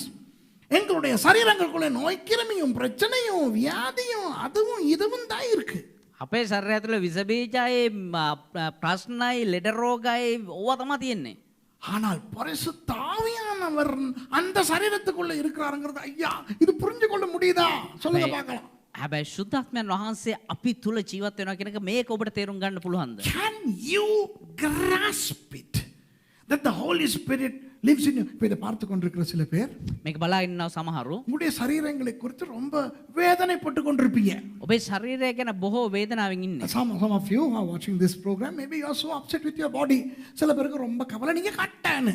සමහරුන්ට හරි දුකයි ඔබ මිටි නිසා. And some of you are so upset that you are so short, and some of you are so upset that you are so tall. சில பேர் வந்து நான் ரொம்ப தேவைக்கு அதிகமா வளர்ந்து உயரமா இருக்கிறேன்னு உங்களுக்கு வேதனையா இருக்கலாம். සමහරු මම ඕනෑට වඩා උසයිනි කියලා ඔබ දුක් වෙනවා. சில பேர் ஐயோ நான் குச்சி மாதிரி ஓனான் மாதிரி கரட்டான் மாதிரி இருக்கிறேனேன்னு வேதனையா இருக்கலாம். සමහරු අයියෝ මම කටුස්සා වගේ අනේ කෙට්ටුවට ඉන්නවනේ කියලා දුක් වෙනවා ඇති. சில பேர் நினைக்கலாம் எனக்கும் பெரலுக்கும் வித்தியாசம் தெரிய மாட்டேங்குதே, இவ்வளவு பெருசா இருக்கிறேன்னு வேதனை படலாம். සමහරු හිතන ඇති මටයි බැරල් එකටයි වෙනසක් තේරෙන්නේ නැහැ නේ අප එච්චරටම මහතයිනි කියලා. Some of you may be so sad that you are so lean like a chameleon, and some of you may confuse yourself with a barrel. But the barrel looks just like me in terms of size. So நீங்க சில பேர் வந்து கருப்புன்னு வேதனைப்பட்டுக்கிட்டு fair and lovely fair and handsome பூசிக்கிட்டு இருக்கலாம். සමහරව කළුයි කියලා හිතාගෙන ෆෙයර් ඇන්ඩ් හැන්සම් එහෙම නැත්නම් ෆෙයර් ඇන්ඩ් ලව්ලි ගන්නවා ඇති.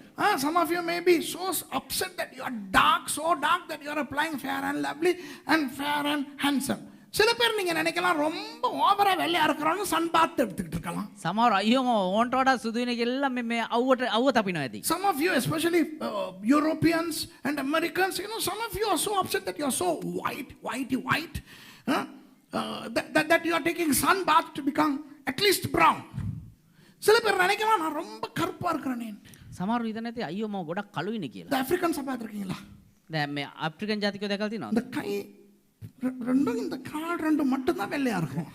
මේ අත්ලයි යටිපතුල විතරයි සුදුවට තියෙන්නේ. Have you seen Africans? Hey Africans, don't get upset. I'm also between you and the whites, so we are all on the same level. The palms and the soles are fair. Do you know why? God made them stand like this when he sprayed them with the black paint. ஏன்னா ஆண்டவர் அவங்களுக்கு கருப்பு paint அடிக்கும் போது இப்படி சேலத்தில் கையை வச்சுட்டு நிற்க சொன்னார். எல்லா இடமும் பட்டுச்சு, இந்த இடமும் பாதத்துலையும் படலை. ඇයි කියනවනම් දෙවියන් වහන්සේ ඔබට කළු පාට තීන් තාලේප කරද්දි මෙහෙම බිත්තිර අත් දෙක තියන් ඉන්න කිව්වා. එනිත් අත් දෙකේ යටිපතුල විතරක් දුන්නා කළු පාට පේන්ට් එක. ஃபேஸ்புக்கில் ஒரு சூப்பர் கிளிப் ஒன்று போட்டிருந்தாங்க. அதை பார்த்து பார்த்து பார்த்து சிரின்னு சிரிச்சேன். ෆේස්බුකේ ලස්සන මේ වීඩියෝ එකක් දාලා මේක බලලා hina වුණා මාර විදියට. எத்தனை பேர் பார்த்தீங்களா தெரியா? I don't know how many of you all see. I saw a funny clip on Facebook, man. On this side is an Indian and on this side is a Chinese. இங்கிட்டு ஒரு இந்தியாக்காரன், இந்த பக்கம் ஒரு சைனாக்காரன். මේ පැත්තේ ඉන්දියන් ජාතිකය, මේ පැත්තේ චීන ජාතිකය. இந்தியாக்காரன் இப்படி கண்ணை பெருசா திறக்கிறான். எத்தனை பேர் பார்த்துருக்கீங்க அதை? ඉන්දියන් ජාතිකය මෙහෙම ඇස් දෙක ලොකු කර කර බලනවා. The Indian guy is able to, open his eyes wide.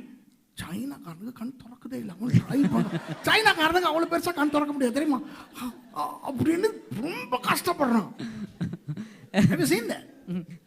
චීන ජාතික ඇස් දෙක අරින්න මේ උත්සාහ කරන ඇස් දෙක අරින්න බෑ. ඒ කියනවනේ ඒගොල්ලන්ට ඇස් ලොකු කරන්න අමාරුයි. ஜூட் அது எந்த ஃபோனில் மறைஞ்சிருச்சு. கொஞ்சம் அதை தேடி கண்டுபிடிச்சி காட்டுங்க எங்களுக்கெல்லாம். அது திருப்பி எனக்கு வேணும், அதை பார்த்து சிரிக்கலாம்.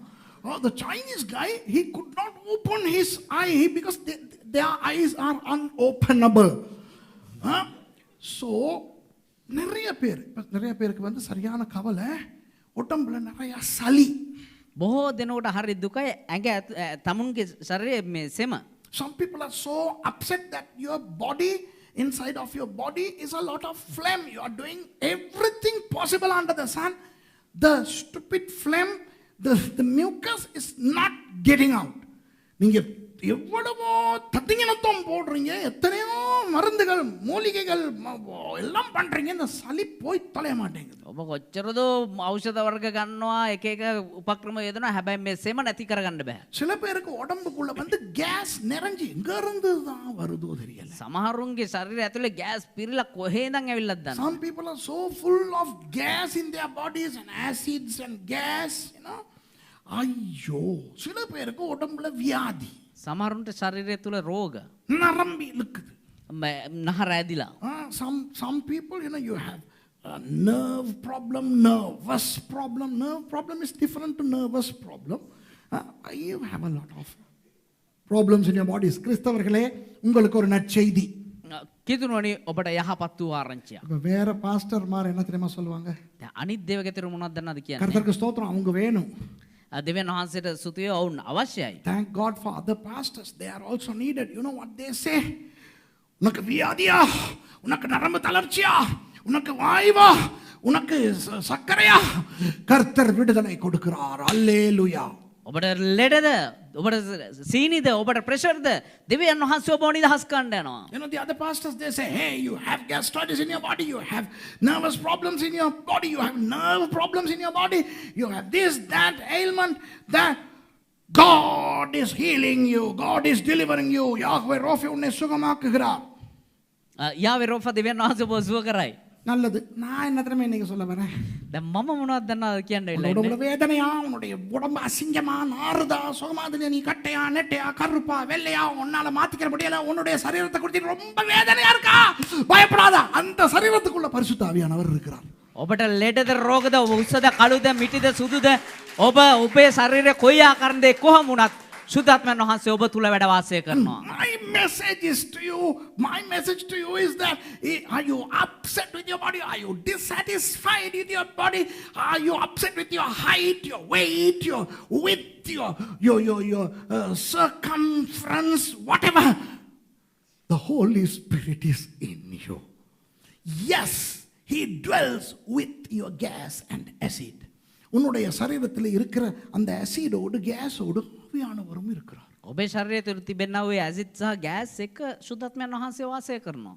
அப்புறம் ஏன் நாங்க கவலைப்படணும்? එහෙමනම් ඇයි අපි දුක් විය යුත්තේ? கேஸ் இருந்தாலும் சந்தோஷம், இல்லாவிட்டாலும் சந்தோஷம். ගෑස් තිබ්බත් සන්තෝෂයි නැතත් සන්තෝෂයි. மருந்து குடிச்சு குடிச்சு நான் ஹாப்பியா இருப்பேன்.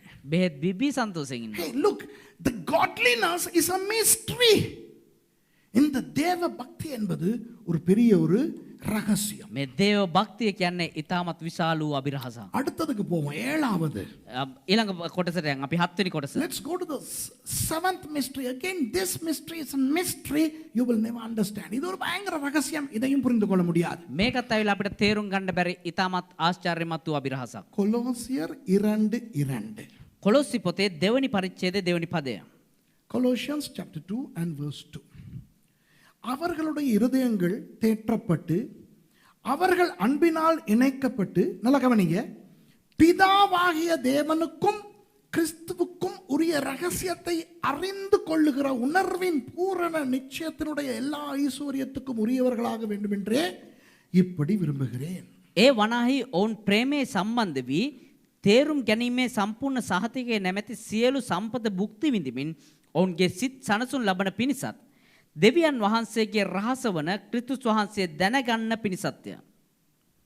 That their hearts might be comforted, being knit together in love, and unto all riches of the full assurance of understanding, to the acknowledgement of the mystery of God and of the Father and of Christ. The mystery of God the Father and Christ. பிதாவாகிய தேவனுடையதும் கிறிஸ்துவானவருடையதுமான ரகசியம். පියාණන් වහන්සේ වන්නා වූ දෙවියන් වහන්සේත් ක්‍රිස්තුස් වහන්සේත් අතර වූ ඒ සම්බන්ධකමේ රහස. ஹலோ, நல்லா கவனிங்க. හොඳට අවධානය දෙන්න. ஏழாவது ரகசியம் என்னவென்றால், 7 වෙනි රහස මොකක්ද කියනවා නම් பிதா கிறிஸ்து என்பவர்களுடைய ரகசியம். පියාණන් වහන්සේත් ක්‍රිස්තුස් වහන්සේත් වන්නා වූ ඒ රහස. The seventh mystery pertains to the Father God and Christ. என்ன ரகசியம் தெரியுமா? මොකක්ද අභිරහස දන්නවද? பிதாவும் கிறிஸ்துவானவரும் ஒன்று, පියාණන් වහන්සේත් ක්‍රිස්තුස් වහන්සේත් එක්කෙනෙක්. ஆனால் பிதாவும் கிறிஸ்துவானவரும் வேறு. ඒ නමුත් පියාණන් වහන්සේත් ක්‍රිස්තුස් වහන්සේත් දෙදෙනෙක්. The Father and the Christ are the same, but the Father and the Christ are different. Can you understand? உங்களால புரிந்து கொள்ள முடியுதா? මොනවාරි තේරුම් ගන්න පුළුවන්ද ඔබට? முடியாது. බෑ. அதுதான் ரகசியம். ඒක තමයි අභිරහස. புரியுதா உங்களுக்கு? තේරෙනවද ඔබට? ஒரு இடத்துல பார்த்தா நானும் பிதாவும் ஒன்றாயிருக்கிறோம்ங்கிறார். එක තැනක බැලුවා නම් පියාණන් වහන්සේත් මමත් එක් තැනන් වහන්සේ කියලා කියනවා. தோமா, என்னை கண்டவன் என் பிதாவை கண்டான் அப்படிங்கிறாரு. තෝමස් මා දුටු කෙනා පියාණන් වහන්සේ මාගේ පියාණන් වහන්සේ දුටුවා හා සමානයි කියලා කියනවා. Jesus says at one point, my Father and I are one. And to Thomas he says, if you have seen me, you have seen the Father. அதே இயேசுவானவர் மற்ற நேரத்தில் சொல்றார், நான் பிதாட சித்தத்தை தான் செய்ய வந்தேன். ඒ වගේම යේසුස් ක්‍රිස්තුස් වහන්සේ තව තැනක් කියනවා මගේ පියාණන් වහන්සේ කැමැත්ත තමයි මම කරන්න කියලා. என்னாலே அல்லாமல் யாரும் பிதா கிட்ட போக முடியாதுன்னு இவர் சொல்றார். ඒ වගේම මා නැතිව කිසිවෙකුට පියාණන් වහන්සේ වෙතට පැමිණෙන්න නොහැකි කියලා The කියනවා. same Jesus says at other times, I came to fulfill the will of my Father. And to go to the Father, you need to come through me, he says. So Jesus sometimes says, I and the Father are one. And at other times he says, he is over there, I am here, we are different. இயேசுவானவர் ஒரு தடவை சொல்றார், நானும் பிதாவும் ஒண்ணுங்கிறார். යේසුස් ක්‍රිස්තුස් වහන්සේ එක වතාවක් කියනවා මමත් පියාණන් වහන්සේත් එක්කෙනෙක් කියලා. இன்னொரு தடவை சொல்றார், அவருடைய சித்தத்தை தான் நான் இங்கே செய்ய வந்தேன், அவர் வேற நான் வேறங்கிறார். තවත් තැනක උන්වහන්සේ කියනවා උන්වහන්සේ කැමැත්තා මම කරන්නේ උන්වහන්සේ වෙනයි මම වෙනයි කියලා. இந்த ஒன்றா இருந்து வேறையா இருக்கிற இந்த பிதா குமாரன் ரகசியம் நமக்கு எப்பொழுது முழுமையாய் புரியும் தெரியுமா? பரலோகத்துக்கு போன பிறகு. මේ එකට ඉඳගෙන දෙයාකාරව ඉන්න මේ පියාණන් වහන්සේත් ක්‍රිස්තුස් වහන්සේත් පිළිබඳ ඒ අභිරහස දැනගන්න පුළුවන් අපිට අපි ස්වර්ගයට ගිය දවසක. Only once we make it to heaven that we will be able to understand how the Father and the Son are the same and yet different. Now it is a mystery. அதனால் அடிச்சுக்கிட்டு சாக வேண்டி வரும். ඒ නිසා ගහගෙන මරා ගන්න සිද්ධ වෙනවා. ஒருத்தர் சில பேர் சொல்லுவாங்க பிதா வேற இயேசு வேறம்மா. සමහරු කියන පියාණන් වහන්සේ වෙනයි මේ යේසුස් වහන්සේ වෙනයි. இன்னொருத்தர் சொன்னா இல்ல ரெண்டு பேரும் ஒண்ணு அடிச்சுட்டு சாவுங்கடா. තවත් කට්ටියක් කියනවා නෑ දෙන්නම එක්කෙනයි කියලා. ඉතින් ගහගෙන මරා ගන්නවා. கிறிஸ்தவங்களுக்குள்ளேயே. මේ කිතුරුන් තුලම. So within Christians they quarrel. Some people say no, the Father is different, the Son is different. I mean he's a semi God. All that kind of stuff like Arius, Arianism. And then like the Jehovah's Witnesses, right? All that kind of stuff. And then some others would say, no, he's the same as the Father. So they fight. Hey, why fight? Keep quiet. Let's go there and see what the mystery really is. ஏன் இங்கே அடிச்சுக்கிட்டு சாகுறோம்? ඇයි මේ ගහගෙන මරා ගන්න ඕන? அங்க போன பிறகு தான் ஃபுல்லா நமக்கு புரியும். ඒ කියනවනේ එහෙට ගියාට පස්සේ තමයි සම්පූර්ණව අපිට තේරුම් ගන්න அடுத்து පුළුවන්. எட்டாவது ඊළඟ අට වෙනුව தேவனுடைய சித்தம் என்கின்ற ஒரு ரகசியம்.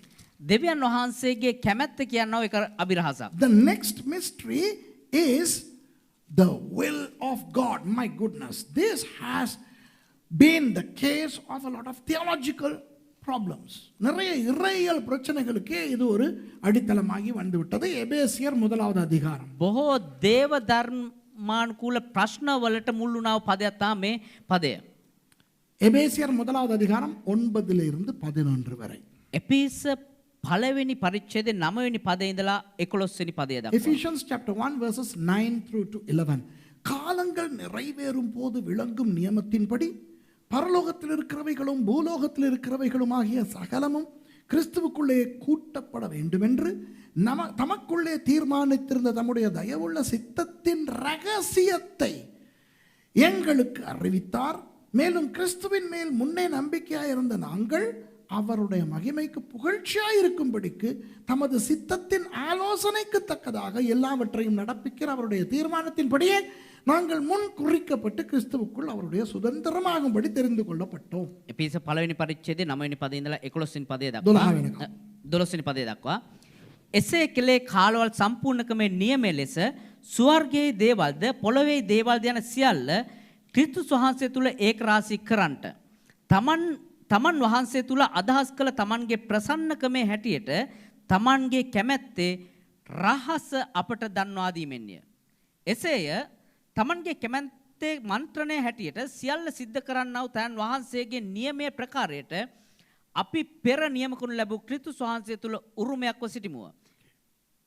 Having made known unto us the mystery of his will, according to his good pleasure, which he hath purposed in himself, that in the dispensation of the fullness of time he might gather together in one all things in Christ, both which are in heaven and which are on earth, even in him, in whom all also we have obtained an inheritance, being predestined according to the purpose of him who worketh all things after the counsel of his own will. தேவனுடைய சித்தம் என்பது ஒரு ரகசியம். දෙවියන් වහන්සේගේ කැමැත්ත කියන එක රහසක්. God's will is a mystery. இப்ப பாருங்க, எல்லாரும் ரட்சிக்கப்பட வேண்டும் என்பது தேவனுடைய சித்தம். හැම කෙනෙක්ම ගැලීම ලබන්න ඕනේ කියන එක දෙවියන් වහන්සේගේ කැමැත්ත. It is the will of God that everybody should get saved. But is everybody getting saved? எல்லாரும் ரட்சிக்கப்படுறாங்களா? හැබැයි හැමෝම ගැලීම ලබනවද? இல்லை. නැහැ. அப்போ தேவனுடைய சித்தம் தான் கட்டாயம் நடக்கணுமா?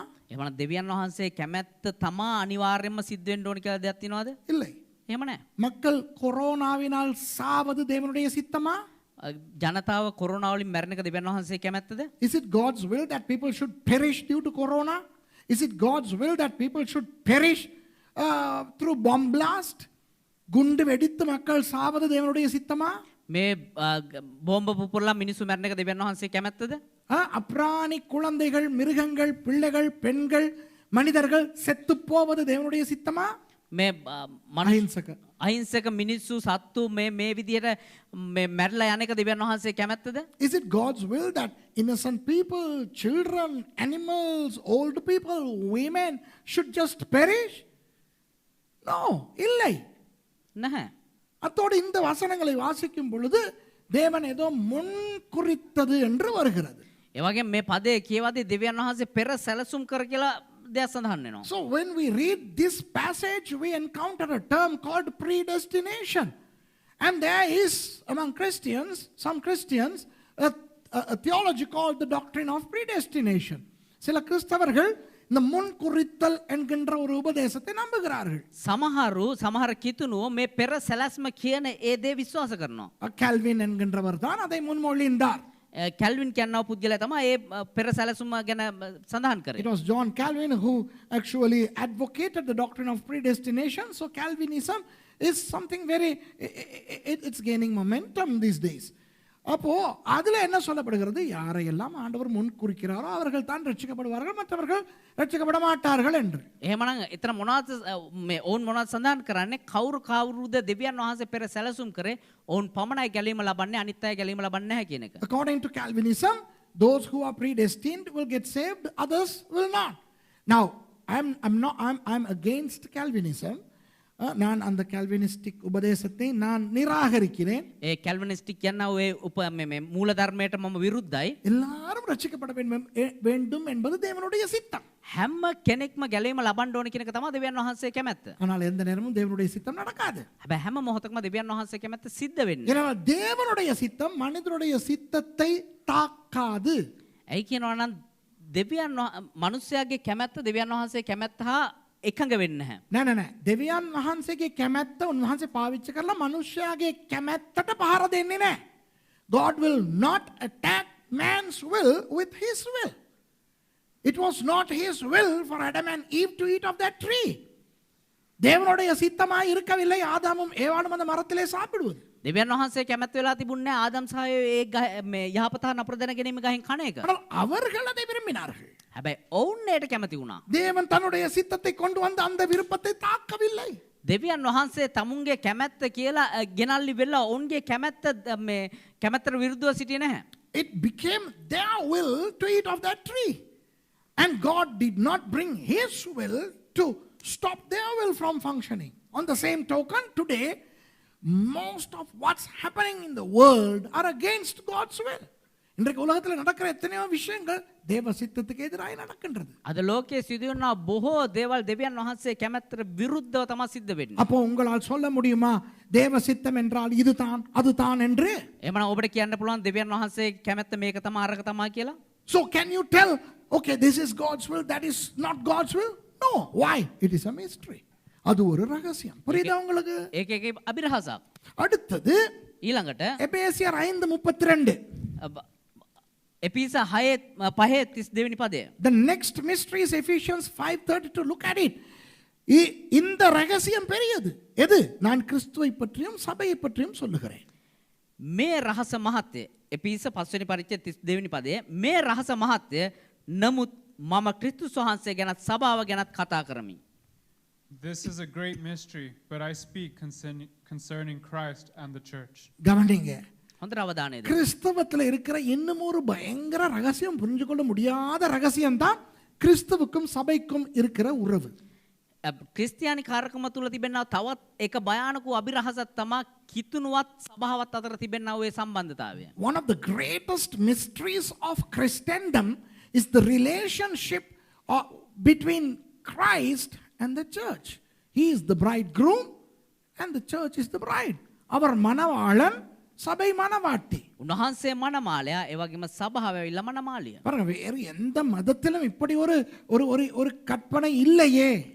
කොහේ හරි මොනවා හරි ආගමක මේ වගේ එක මතයක් තිබෙනවද? There is no religion in which a God considers the followers as bride. எந்த ஒரு மதத்திலும் தெய்வம் தங்களுடைய பக்தர்களை மனவாட்டி ஆக்கினது கிடையாது. මොනවා හරි ආගමක දෙවියන් තමුන්ගේ භක්තිවන්තයන්ව මනමාලී විදියට පිළිඅරන් තියනවාද? ஆகவே பழைய ஏற்பாட்டிலே கூட அப்படி ஒரு எண்ணம் கிடையாது. අඩුමතරමින් පරණ ගිවිසුමේවත් එහෙම අරමුණක් දකින්න නැහැ. The concept is absent even in the New Testament or in the Old Testament. But in the New Testament, all of a sudden, the believers of Christ become his bride and eventually in Revelation 19 his wife. அப்போ புதிய ஏற்பாட்டிலே கிறிஸ்தவர்கள் இயேசுவின் மனவாட்டிகளாகிறார்களாம். ඒතර අලුත් ගිවිසුම තුල කිතුණුවන් යේසුස් ක්‍රිස්තුස් වහන්සේගේ මනමාලිය වෙනවලු. வெளிப்படுத்தல் 19லே இயேசுவின் மனைவி ஆகிறார்களாம். එලිදරව් 19 දී අපි උන්වහන්සේගේ මනමාලිය எந்த වෙනවා. தெய்வமே இதை புரிஞ்சுக்க முடியுதா? මේක තේරුම් ගන්න පුළුවන්ද? Can we understand this? No. Why? Because this is a mystery, a mysterion. இது ஒரு ரகசியம். මේක ඇවිල්ලා එක අභිරහසක්. இந்த ரகசியங்களுக்காக ஆண்டவருக்கு ஸ்தோத்திரம். මේ හැම අභිරහසක් නිසාම දෙවියන් වහන්සේට ස්තුති වේවා. எல்லாத்தையும் பார்த்துட்டு கடைசியில் சில விஷயங்கள் சொல்றேன். හැමදේම බල්ලි වෙලා ඊට පස්සේ අවසානට තව එක කාරණාවක් කියන්න. We will run through the list and then finally I will say certain things. அடுத்த ரகசியம் பாருங்க, 10வது ரகசியம். ඊළඟ අභිරහස බලන්න 10 වෙනි අභිරහස. The 10th secret is found in 1 Corinthians chapter 14 verse 2. 1 கொரிந்தியர் 14வது அதிகாரம் 2வது வசனம். 1 කොරින්ති 14 වෙනි පරිච්ඡේදයේ 2 වෙනි පදය. 1 கொரிந்தியர் 14:2. ஏனெனில் அந்நிய பாஷையில் பேசுகிறவன் ஆவியினாலே ரகசியங்களை பேசினாலும் அவன் பேசுகிறதை ஒருவனும் அறியாதிருக்கிறபடினாலே அவன் மனுஷரிடத்தில் பேசாமல் தேவனிடத்தில் பேசுகிறான். මක්නිසාද අන් භාෂාවකින් කතා කරනා දෙවියන් මනුෂ්‍යයන්ට නොව දෙවියන් වහන්සේට කතා කරන්නේය. ඔහු ආත්මයෙන් රහස් කතා කරන නමුත් කාටවත් තේරෙන්නේ නැත. 1 Corinthians 14:2.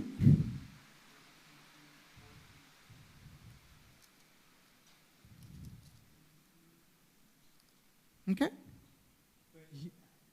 Okay. For he that speaketh in an unknown tongue speaketh not unto men, but unto God. For no man understandeth him. Howbeit in the Spirit he is speaking mysteries. பாருங்க, அடுத்த ரகசியம் இந்த கிறிஸ்தவர்களுக்கு ஆண்டவர் கொடுத்திருக்கிறது தான் அந்நிய பாஷை என்கின்ற ரகசியம். දෙවියන් වහන්සේ මනුෂ්‍යයන්ට දීලා තිබෙනවා අනිත් අභිරහස තමයි අන්‍ය භාෂාව කියන එක. The speaking of tongues is a mystery that God has given to the church. இப்போ கிறிஸ்தவர்களிலே அந்நிய பாஷையை நம்புகிற கிறிஸ்தவர்கள் உண்டு, நம்பாத கிறிஸ்தவர்கள் உண்டு. දැන් කිතුණුවන් තුලත් අන්‍ය භාෂාව විශ්වාස කරන කිතුණෝ ඉන්නවා, අන්‍ය භාෂාව විශ්වාස නොකරන කිතුණෝ ඉන්නවා. There are those Christians who believe in speaking in tongues and those who don't believe. இப்போ நானும் பல அந்த அந்நிய பாஷை நம்பாதவர்களுடைய உபதேசங்களை கேட்டிருக்கிறேன், அவர்களிடத்தில் படித்திருக்கிறேன். அவர்கள் காட்டுகின்ற அவர்களுடைய ஆதார வசனங்களை எல்லாம் நானும் கேட்டிருக்கிறேன். දැන් දේවක තේරෙරත් බොහෝ වෙලාවට ඔය අන්‍ය භාෂාව විශ්වාස නොකරන අයගේ උපදේශ අහලා තියෙනවා, ඔවුන්ගේ දේශනා අහලා තියෙනවා, ඔවුන් පෙන්වන්නව බයිබල් පද මොනවද කියලා ඒ හැම දෙයක්ම අධ්‍යයනය කරලා තිබෙනවා. Now I have sat under the tutelage of many scholars who don't believe in speaking in tongues. They have their own explanations and biblical backing and foundation, all that kind of stuff. எனக்கு 1979 ஆண்டு அந்நிய பாஷை என்ற ஒரு சாமான் இருக்கிறது என்று தெரியாத பொழுது அந்நிய பாஷை வரத்தை ஆண்டவர் கொடுத்தார். මට 1979 ඉඳලම අන්‍ය භාෂාව කියන මොකද්ද කියලා නොතේරෙන කාලෙම දෙවියන් වහන්සේ අන්‍ය භාෂාව කියන දීමනාව ලබා දුන්නා. Way back in 1979, long before I ever knew that there exists something called speaking in tongues, God enabled me to speak in tongues, and for 42 years I am speaking in tongues. 42 வருஷமா அந்நிய பாஷை பேசிக்கிட்டு இருக்கிறேன். අවුරුදු 42ක් තිස්සේ අන්‍ය භාෂාව කතා කරන් ඉන්නවා. ஆகவே நான் அந்நிய பாஷையை நம்புகிறேன். ඒ නිසා මම අන්‍ය භාෂාව විශ්වාස So කරනවා. I believe in speaking in tongues and I believe the benefits I have seen, I'm enjoying, I'm experiencing the wonderful blessings and benefits of speaking in tongues. அப்போ அந்நிய பாஷை பேசுகிறதுனால் கிடைக்கிற நன்மைகள், ஆசீர்வாதங்கள் இவற்றையெல்லாம் நான் அனுபவித்துக் கொண்டு வருகிறேன். එතකොට අන්‍ය භාෂාව කතා කිරීම විශ්වාස කිරීම තුල මා ලබන්නා වූ ආශිර්වාද ඒ සඵලත්වය මම භුක්ති විඳිනවා. ஆனால் எங்களுடைய சபையிலே அந்நிய பாஷை பேசாத எத்தனை பேர் உண்டு. හැබැයි අපේ සභාව ඇතුළෙත් අන්‍ය භාෂාව කතා නොකරන බොහෝ දෙනෙක් සිටිනවා. But even in our church there are many people who don't speak in tongues. And speaking in tongues is a mystery. So don't try to understand. அப்போ அந்நிய பாஷை என்பது ஒரு ரகசியம், புரிஞ்சுக்கிற முயற்சிக்காதீங்க. එතකොට අන්‍ය භාෂාව කියන්නේ එක අභිරහසක්, ඒක තේරුම් ගන්න උත්සාහ ගන්න එපා. சும்மா சண்டை பிடிக்காதீங்க. නිකන් රණ්ඩුවට එන්න එපා. Don't fight. Don't argue. அந்நிய பாஷை பேசுறவங்க பேசாதவங்க பாவிகள் மாதிரியும், பேசுற நீங்க அவங்கள விட ஒரு படி மேல மாதிரியும் நினைக்க வேண்டாம். අන්‍ය භාෂාව කතා කරන ඔබ අන්‍ය භාෂාව කතා කරන්නේ නැති අය පව්කාරයෝ විදිහට, කතා කරන ඔබ සුද්ධවන්ත විදිහට නිකන් උසස් අය විදිහට මේ නිකන් දඟලන්න එපා. Those of you who speak in tongues, don't try to think that you are better than those who don't speak in tongues and they are inferior, they are sinners. My goodness, I have seen worse sinners among those who speak in tongues than those who don't speak in tongues. அந்நிய பாஷை பேசிக்கிட்டு இருக்கிற பயங்கர பொல்லாத பாவிகளை நான் கண்டிருக்கிறேன் பேசாத சில பேரை விட. අන්‍ය භාෂාව කතා කරගෙන ඉන්න මහත් පෞකාරෝ දැකලා තියෙනවා. ඒගොල්ලෝ පෞකාරයි අන්‍ය භාෂාව කතා නොකරන කෙනාට වඩා. இப்போ அந்நிய பாஷை பேசாத சில பேர் ரெண்டு வகைப்படுவார்கள். දැන් අන්‍ය භාෂාව කතා නොකරන පිරිසෙත් දෙකොටසක් ඉන්නවා. There are two kinds of people who don't speak in tongues. ஒன்று அதை நம்பாதவர்கள். පළවෙනි කොටස ඒ විශ්වාස නොකරන. அதெல்லாம் புதிய ஏற்பாட்டு காலத்தோட அந்த அப்போஸ்தலர் காலத்தோட முடிஞ்சு போச்சு அப்படின்னு நம்புறவங்க. ඒගොල්ලෝ ඇවිල්ලා අර අපෝස්තලුන් කාලයත් එක්ක එහෙම මේ අන්‍ය භාෂාව කියන එක අවසන් වුණා කියලා කියන කතාව. One group of Christians believe that speaking in tongues belonged to the first century only. So it's not there, so let's not bother with it. இன்னொரு group அந்நிய பாஷை வரோம் இல்லை பாவம் அதுகளுக்கு பேசல அதான் ஆசை. තවත් පිරිසක් ඔවුන්ට අන්‍ය භාෂාව දීමනාව නැහැ. ඔවුන්ට අන්‍ය භාෂාව කතා කරන්න බෑ. හැබැයි ඔවුන් ඒට ආස වෙනවා. The other group, they like to speak in tongues, but they still haven't got that ability by the Holy Spirit to speak in tongues. அதுலயும் ரெண்டு group இருக்கு. ඒකිනුත් කොටස් දෙකක් ඉන්නවා. In that also there are two groups. ஒன்னு வேதனைப்பட்டுக்கிட்டு இருக்குது, வேதனைப்படாதீங்க, பிரச்சனையே கிடையாது. සමහර අය ඒ ගැන දුක් වේගෙන ඉන්නවා. හැබැයි දුක් වෙන්න බෑ ඒක ප්‍රශ්නයක්ම නැහැ. Some people are so upset, they are very they feel very inferior. No, don't feel inferior. Come on, that's a gift. Let it come if it comes when it comes. எப்பயாவது வர்றானிக்கு வரட்டும், அது ஒரு வரம், பரிசு. එක එක දීමනාවක් ඔබට අවශ්‍ය වෙලාවට ඒක ලැබෙයි. அதுக்குள்ள இருக்குது இன்னொரு பயங்கரமான கூட்டம். හැබැයි ඒක ඉන්නවා තවත් එක භයානක කොටසක්. உண்மையா அந்நிய பாஷை வரம் இல்ல, ஆனா இருக்கிற மாதிரி நடிச்சு பொய்க்கு அந்நிய பாஷை பேசும். ඇත්තටම අන්‍ය භාෂාවේ දීමනාව නැහැ. හැබැයි අන්‍ය භාෂාවේ දීමනාව තියෙනවා වගේ බොරුවට රඟපාගෙන ඉන්න පිරිස. The second group is very dangerous because they don't have the gift of speaking in tongues, but they pretend to speak in tongues. அதான் நான் அடிக்கடி சொல்லுவேன், கொட்டக்கலையில் ஒன்று போயிட்டு சர்ச்சில் உட்காந்துக்கிட்டு தடப்பட டாக்டிக் டுக் தி அசம்பிளிஸ் ஆஃப் காட் இருந்துச்சான். ඒ කාලේ කොටකල සභාවේ assembly of God සභාවට ආපු ගෑනු කෙනෙක් එයාට අන්‍ය භාෂාවේ දීමනාව නැහැ, අනිත් ඔක්කොම අන්‍ය භාෂාවේ කතා කරනකොට මේ ගෑණි හිටපුවා දඩපඩ ටක්ටික් ටුක් assembly of God කියලා කිව්වා. A woman who showed up at a Kottakkal Assemblies of God church way back in 1980s, she started screaming dada tak tik tuk the Assemblies of God. Come on. Now, what am I saying about tongues? நான் என்ன சொல்லுகிறேன் உங்களுக்கு அந்நிய பாஷை பற்றி? අන්‍ය භාෂාව ගැන මම ඔබට මොනවද කියන්නේ? அது ஒரு ரகசியம். ඒක එක අභිරහසක්. It is a mystery. එක අභිරහසක්. Leave a mystery as a mystery. ஒரு ரகசியத்தை ரகசியமா இருக்க விடுங்கோ. ඒක අභිරහසක් නම් මේ අභිරහසක් විදිහට තියෙන්න අතාරින්න. அடுத்தது 11வது ரகசியம். ඊළඟට 11 වෙනි අභිරහස. Mystery number 11 in 2 Thessalonians chapter 2 and verse 7. 2 தெசலோனிக்கேயர் 2ஆம் அதிகாரம் 7வது வசனத்திலே அக்கிரமத்தின் ரகசியம் இப்பொழுதே கிரியை செய்கிறது. அவ்வளவுதான். அக்கிரமத்தின் ரகசியம் இப்பொழுதே கிரியை செய்கிறது. Read that first line.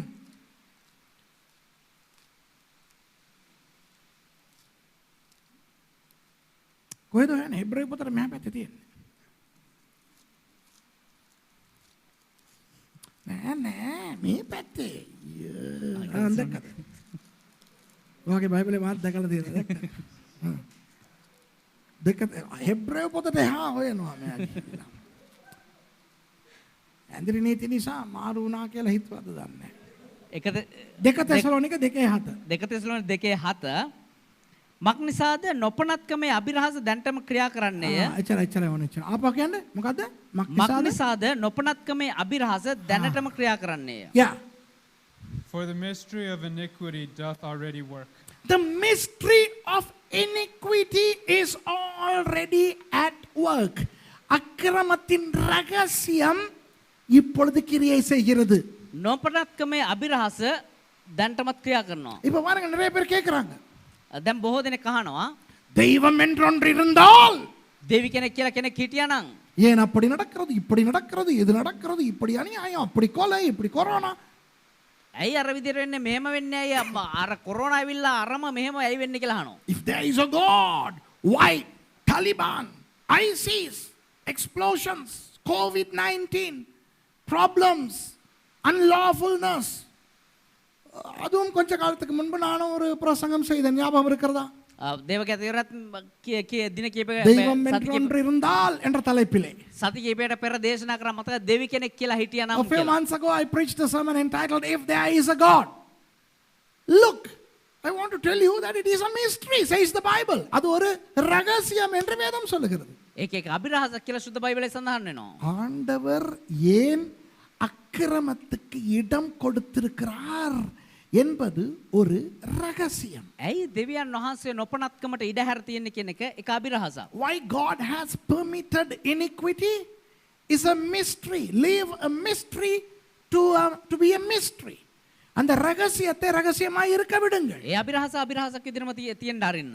பவுலடியார் காட்டுகிற கடைசி ரகசியத்தை பார்ப்போம். පවුල්තුමා පෙන්වන්නව අවසාන අභිරහස් දිහා බලමු. சபை எடுத்துக்கொள்ளப்படுதல் என்கின்ற ரகசியம். සභාව ඔසවා ගැනීම කියනවා ඒ අභිරහස.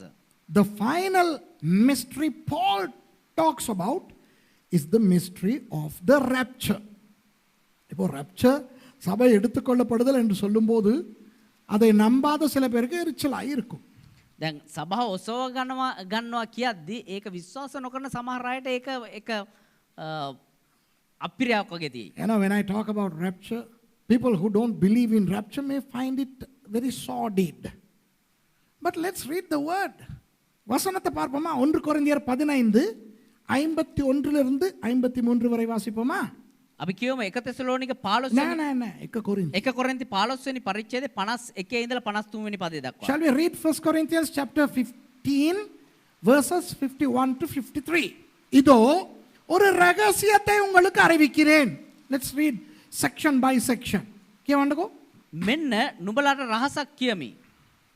Yeah, read that section. Yeah, verse 51. Yeah.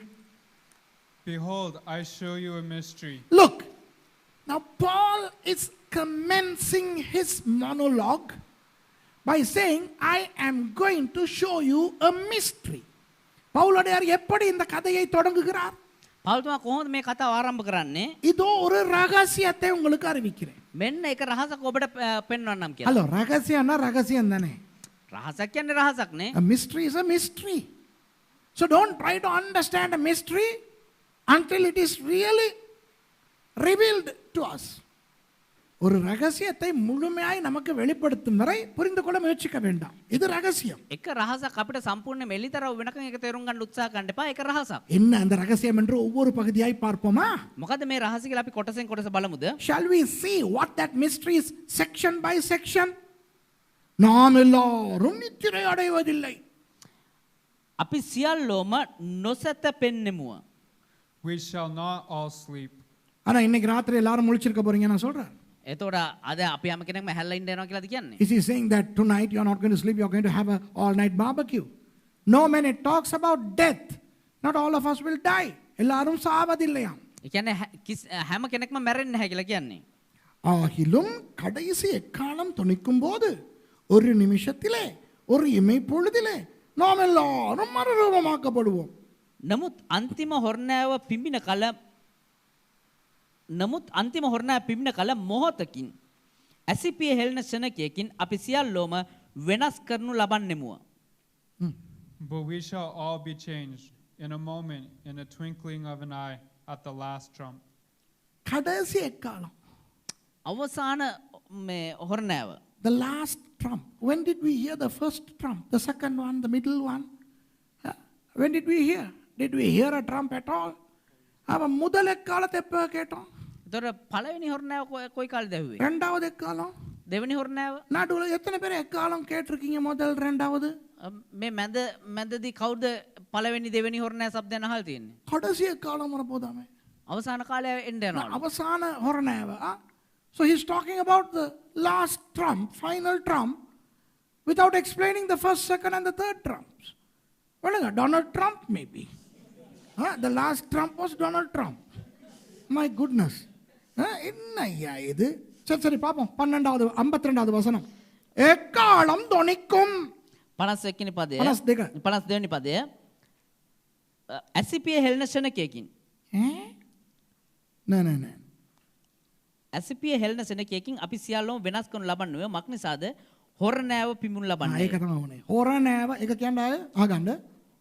මක් නිසාද හොරණෑව පිඹුණු ලබන්නේය. එක්කාලම් තොනික්කුම්. Yeah. For the trumpet shall sound. The trumpet shall sound. I say this is a mystery. The trumpet shall sound. எக்காலம் தொனிக்கும். හොර නැව පිඹිනවා. தொனிக்குமா தொனிக்காதா? පිඹීද නැති වේද? எப்படி தொனிக்கும்? කොහොම පිඹීද? அது எப்படி கேட்கும்? ඒ කොහොමද ඇහෙන්නේ? How would it sound like?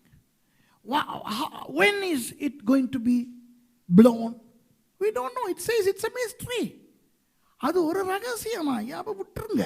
එක එක රහසක් එක අතරින්ද. அப்பொழுது மரித்தோர் அழிவில்லாதவர்களாய் எழுந்திருப்பார்கள். வாவ். එකල මලහු නොදිරණ ස්වභාවයෙන් යුක්තව නැගිටවනු ලබන්නෝය. And the dead shall be raised incorruptible. Wow, the dead who we saw being buried or being cremated will rise uncorrupted. Amazing.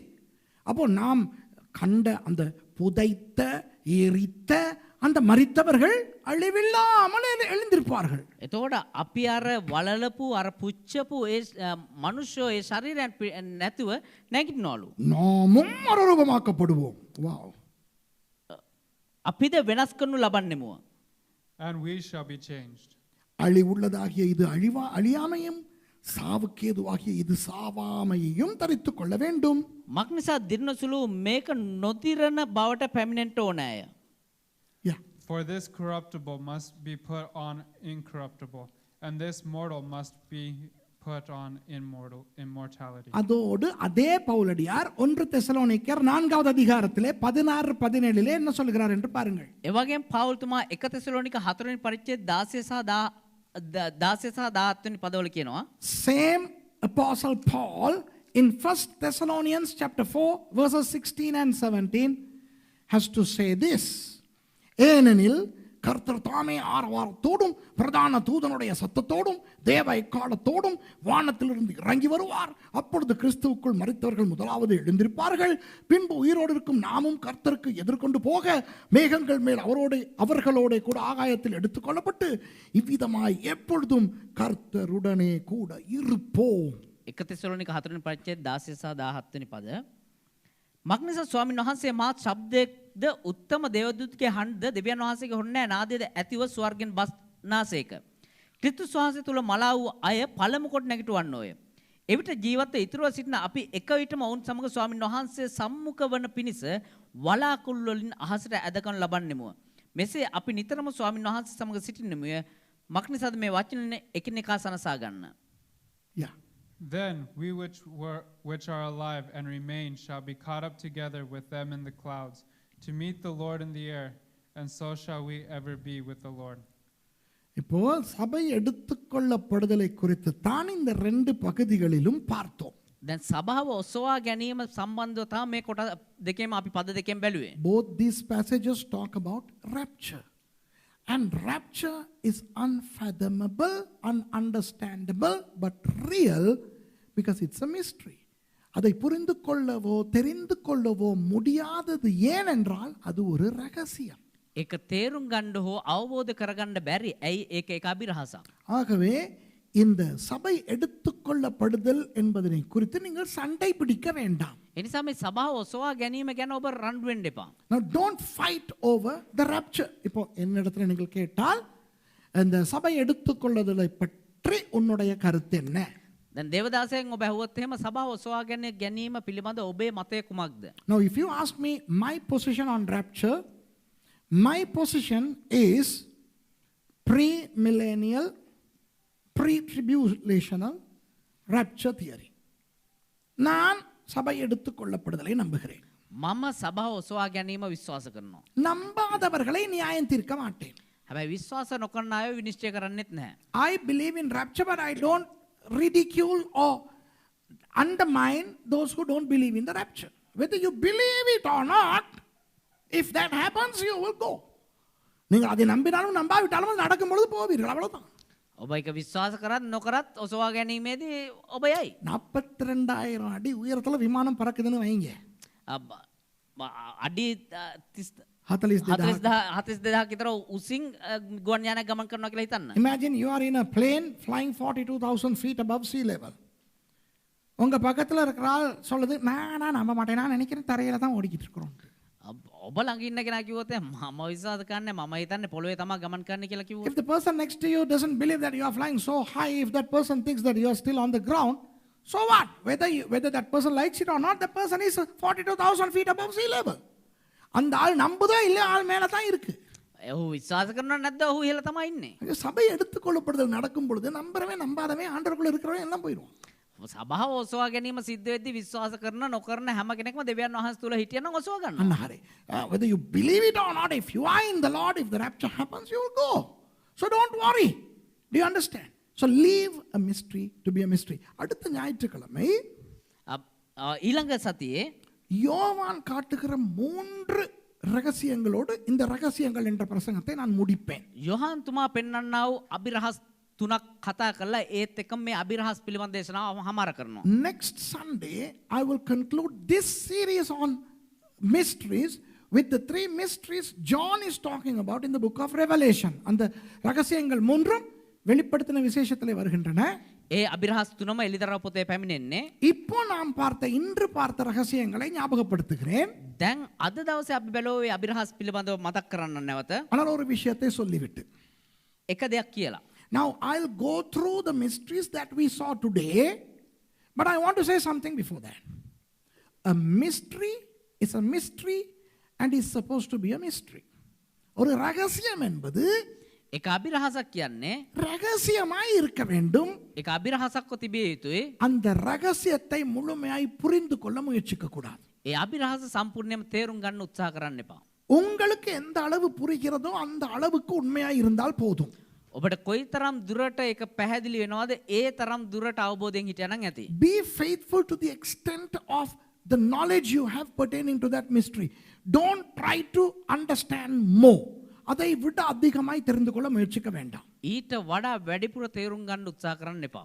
மற்றவருக்கு எந்த அளவு அந்த ரகசியம் தெரிகிறது என்று ஒப்பிட்டு பார்க்க போக வேண்டாம். අනිත් අයට කොයිතරම් දුරට ඒ අභිරහස අවබෝධ වෙනවද කියලා සංසන්දනය කරලා බලන්නත් එපා. How much of that mystery is known to another person should be uncompared. Don't compare your knowledge with the knowledge of another person. Just leave a mystery to be a mystery. Otherwise it will be a problem. நீங்கள் ஒரு ரகசியத்தை ரகசியமாய் வைக்காவிட்டால் அது உங்களுக்கு ஒரு பிரச்சனை ஆகிவிடும். ඒ එක අභිරහසක් ඔබ අභිරහසක් විදියට එහෙම තියබා ගත්තා නම් ඒක ඔබට ප්‍රශ්නයක් වෙන්න යන්නේ. சுவிசேஷம் என்பது ரகசியம். සුභාරංචි කියන්නේ එක අභිරහසක්. அதாவது எப்படி ரட்சிக்கப்படுகிறோம் அது ஒரு ரகசியம். කොහොමද ඔබ ගැලවීම ලබන්නේ ඒක එක අභිරහසක්. ஒரு ஜெபத்தின் மூலம் எப்படி பாவங்கள் எல்லாம் மன்னிக்கப்பட்டு நித்திய ஜீவனுக்குள்ளே நாம் போகிறோம் அது ரகசியம். එක යාඥාවක් කරනකොටගෙන කොහොමද ඔබ පාපෙන් නිදහස් වෙලා සදාකාල ජීවන ලබන්නේ ඒක අභිරහසක්. The gospel is mysterious. How somebody with a prayer becomes a saint from being a sinner.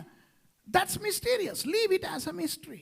அடுத்தது தேவனுடைய வார்த்தை ஒரு ரகசியம். ඊළඟට දෙවියන් වහන්සේගේ වචනය කියන්නේ එක අභිරහසක්. The word of God is a mystery. It's a mysterious wisdom. You will never understand completely the mystery of the word. இந்த வசனத்தின் ரகசியத்தை முழுமையாக உங்களுக்கு புரிந்து கொள்ள முடியாது. මේ වචනේ අභිරහස සම්පූර්ණයෙන්ම ඔබට තේරුම් ගත නොහැකි. தேவனோட நமக்கு இருக்கிற ஐக்கியம், தேவ பக்தி ஒரு ரகசியம். දෙවියන් වහන්සේත් එක්ක අපිට තිබෙනා වූ ඒ එක්සිටකම දේව භක්තිය අභිරහසක්. Our unison with God, our connection with God is a mystery. How that holy God dwells in our evil body, hey, that's a mystery. Leave it as a mystery. அவ்வளவு பரிசுத்த தேவன் எப்படி இந்த அசுத்த சரீரத்துக்குள்ளே வாழுகிறார் இதை ஆலயமாய் கருதி புரிந்து கொள்ள முடியாது. விட்டு விடுங்கள். තරම් අතිශුද්ධ වූ දෙවියන් වහන්සේ කොහොමද මේ අපවිත්‍ර වූ ශරීරය තුල ජීවත් වෙන්නේ කියන එකේ අභිරහස. ඒක අතල්ලා දාන්න ඒක අභිරහසක්. பிதாவும் குமாரனும் ஒன்றா ரெண்டா இது என்ன ரகசியமாய் இருக்கட்டும். விட்டு விடுங்கள். පියාණන් වහන්සේත් පුත්‍රයන් වහන්සේත් එක්කෙනෙක්ද දෙදෙනෙක්ද ඒක අභිරහසක් අතල්ලා දාන්න. The mystery of the Father God and Christ, are they one or two? Come on, how is that two in one? Leave it as a mystery. தேவனுடைய சித்தம், දෙවියන් වහන්සේ කැමැත්ත, தேவனுடைய சித்தம் எப்படி செயல்படுகிறது දෙවියන් වහන්සේ කැමැත්ත කොහොමද ඉෂ්ට වෙන්නේ? அது ஒரு ரகசியம். ඒක එක අභිරහසක්. How does God's will function? Hey, that's a mystery. And how is Jesus the bridegroom and the husband, future husband of the church, which is the bride and the wife in future? எப்படி கிறிஸ்து ஆனவர் சபையின் மணவாளனாக சபை மணவாட்டியாக இருக்கிறது? කොහොමද යේසුස් ක්‍රිස්තුස් වහන්සේ සභාවේ මනමාලයා විදිහට සභාව මනමාලියත් විදිහට ඉන්නේ? இது நம்மால் முழுக்க புரிந்து கொள்ள முடியாது. ඒක සම්පූර්ණයෙන් අපිට තේරුම් ගත නොහැකි. அந்நிய பாஷை இதை புரிந்து கொள்ள முடியாது. අන්‍ය භාෂාව මේක තේරුම් ගන්න බෑ. We cannot understand the mystery of tongues. Leave it as a mystery. அந்நிய பாஷை பேசுறவங்க பேசிக்கிட்டே இருங்க சந்தோஷம். අන්‍ය භාෂාව කතා කරන අය කතා කරගෙන ඉන්න Those of you who සතුටුයි. speak in tongues, continue to speak in tongues. Those of you who don't speak in tongues, don't worry. அந்நிய பாஷை பேசாதவர்கள் குழம்பாதீங்க, பேசாம இருங்க. අන්‍ය භාෂාව කතා නොකරන අය ඔබ අවුල් වෙන්න එපා. ඉන්න. சில பேருக்கு அந்நிய பாஷை பேசுறதுக்கு படிச்சு கொடுக்குறாங்க, எழுதி எழுதி மனப்பாடம் பண்ணி ரிப்பீட் பண்ண வச்சு. ஐயோ සමහරුන්ට අන්‍ය භාෂාව කතා කරන්න උගන්වනවා ලියලා දීලා කටපාඩම් කරලා උගන්වනවා මේ කතා කරන්න. In some places they teach how to speak in tongues. They make you repeat words and let your tongue swerve. And my goodness, don't do that, man. Right? That's a mystery. அடுத்தது உலகத்துல இவ்வளவு அக்கிரமங்கள் இருக்கின்றன. இது ஒரு ரகசியம். එතකොට ඊළඟට ලෝකේ මෙච්චර මේ අභක්තික භාවයේ තියෙනවා. එහෙම නැත්නම් මේ අශුද්ධ දේවල් අශුද්ධ දේවල් තියෙනවා. ඒක අභිරහසක්. அது ஏன் நல்ல ஆண்டவர் இவற்றையெல்லாம் அனுமதிக்கிறார்? இது ஒரு ரகசியம், விட்டு விடுங்கள். ඇයි දෙවියන් වහන්සේ මේ සියල්ල අනුමත කරන්නේ? මේක එක අභිරහසක්. How අතරින්න. can a good God allow so much of evil and iniquity in the world? That's a mystery. Leave it. And then the rapture, it's a mystery. Leave it as a mystery. சபை எடுத்துக்கொள்ளப்படுதல் இது ஒரு ரகசியம். සභාව සොයා ගැනීම මේක අභිරහසක්. இது ரகசியமாக இருக்க விடுங்கள். ඒක අභිරහසක් විදිහටම තියෙන්න நான் கடைசியாக நான் என்ன சொல்ல விரும்புகிறேன் தெரியுமா? අවසාන වශයෙන් මොනවද දන්නවද ඔබට කියන්න කැමති? ஒரு நாள் பரலோகத்துக்கு போகும்பொழுது இந்த அவ்வளவு ரகசியங்களையும் ஆண்டவர் அம்பலப்படுத்தி விடுவார்.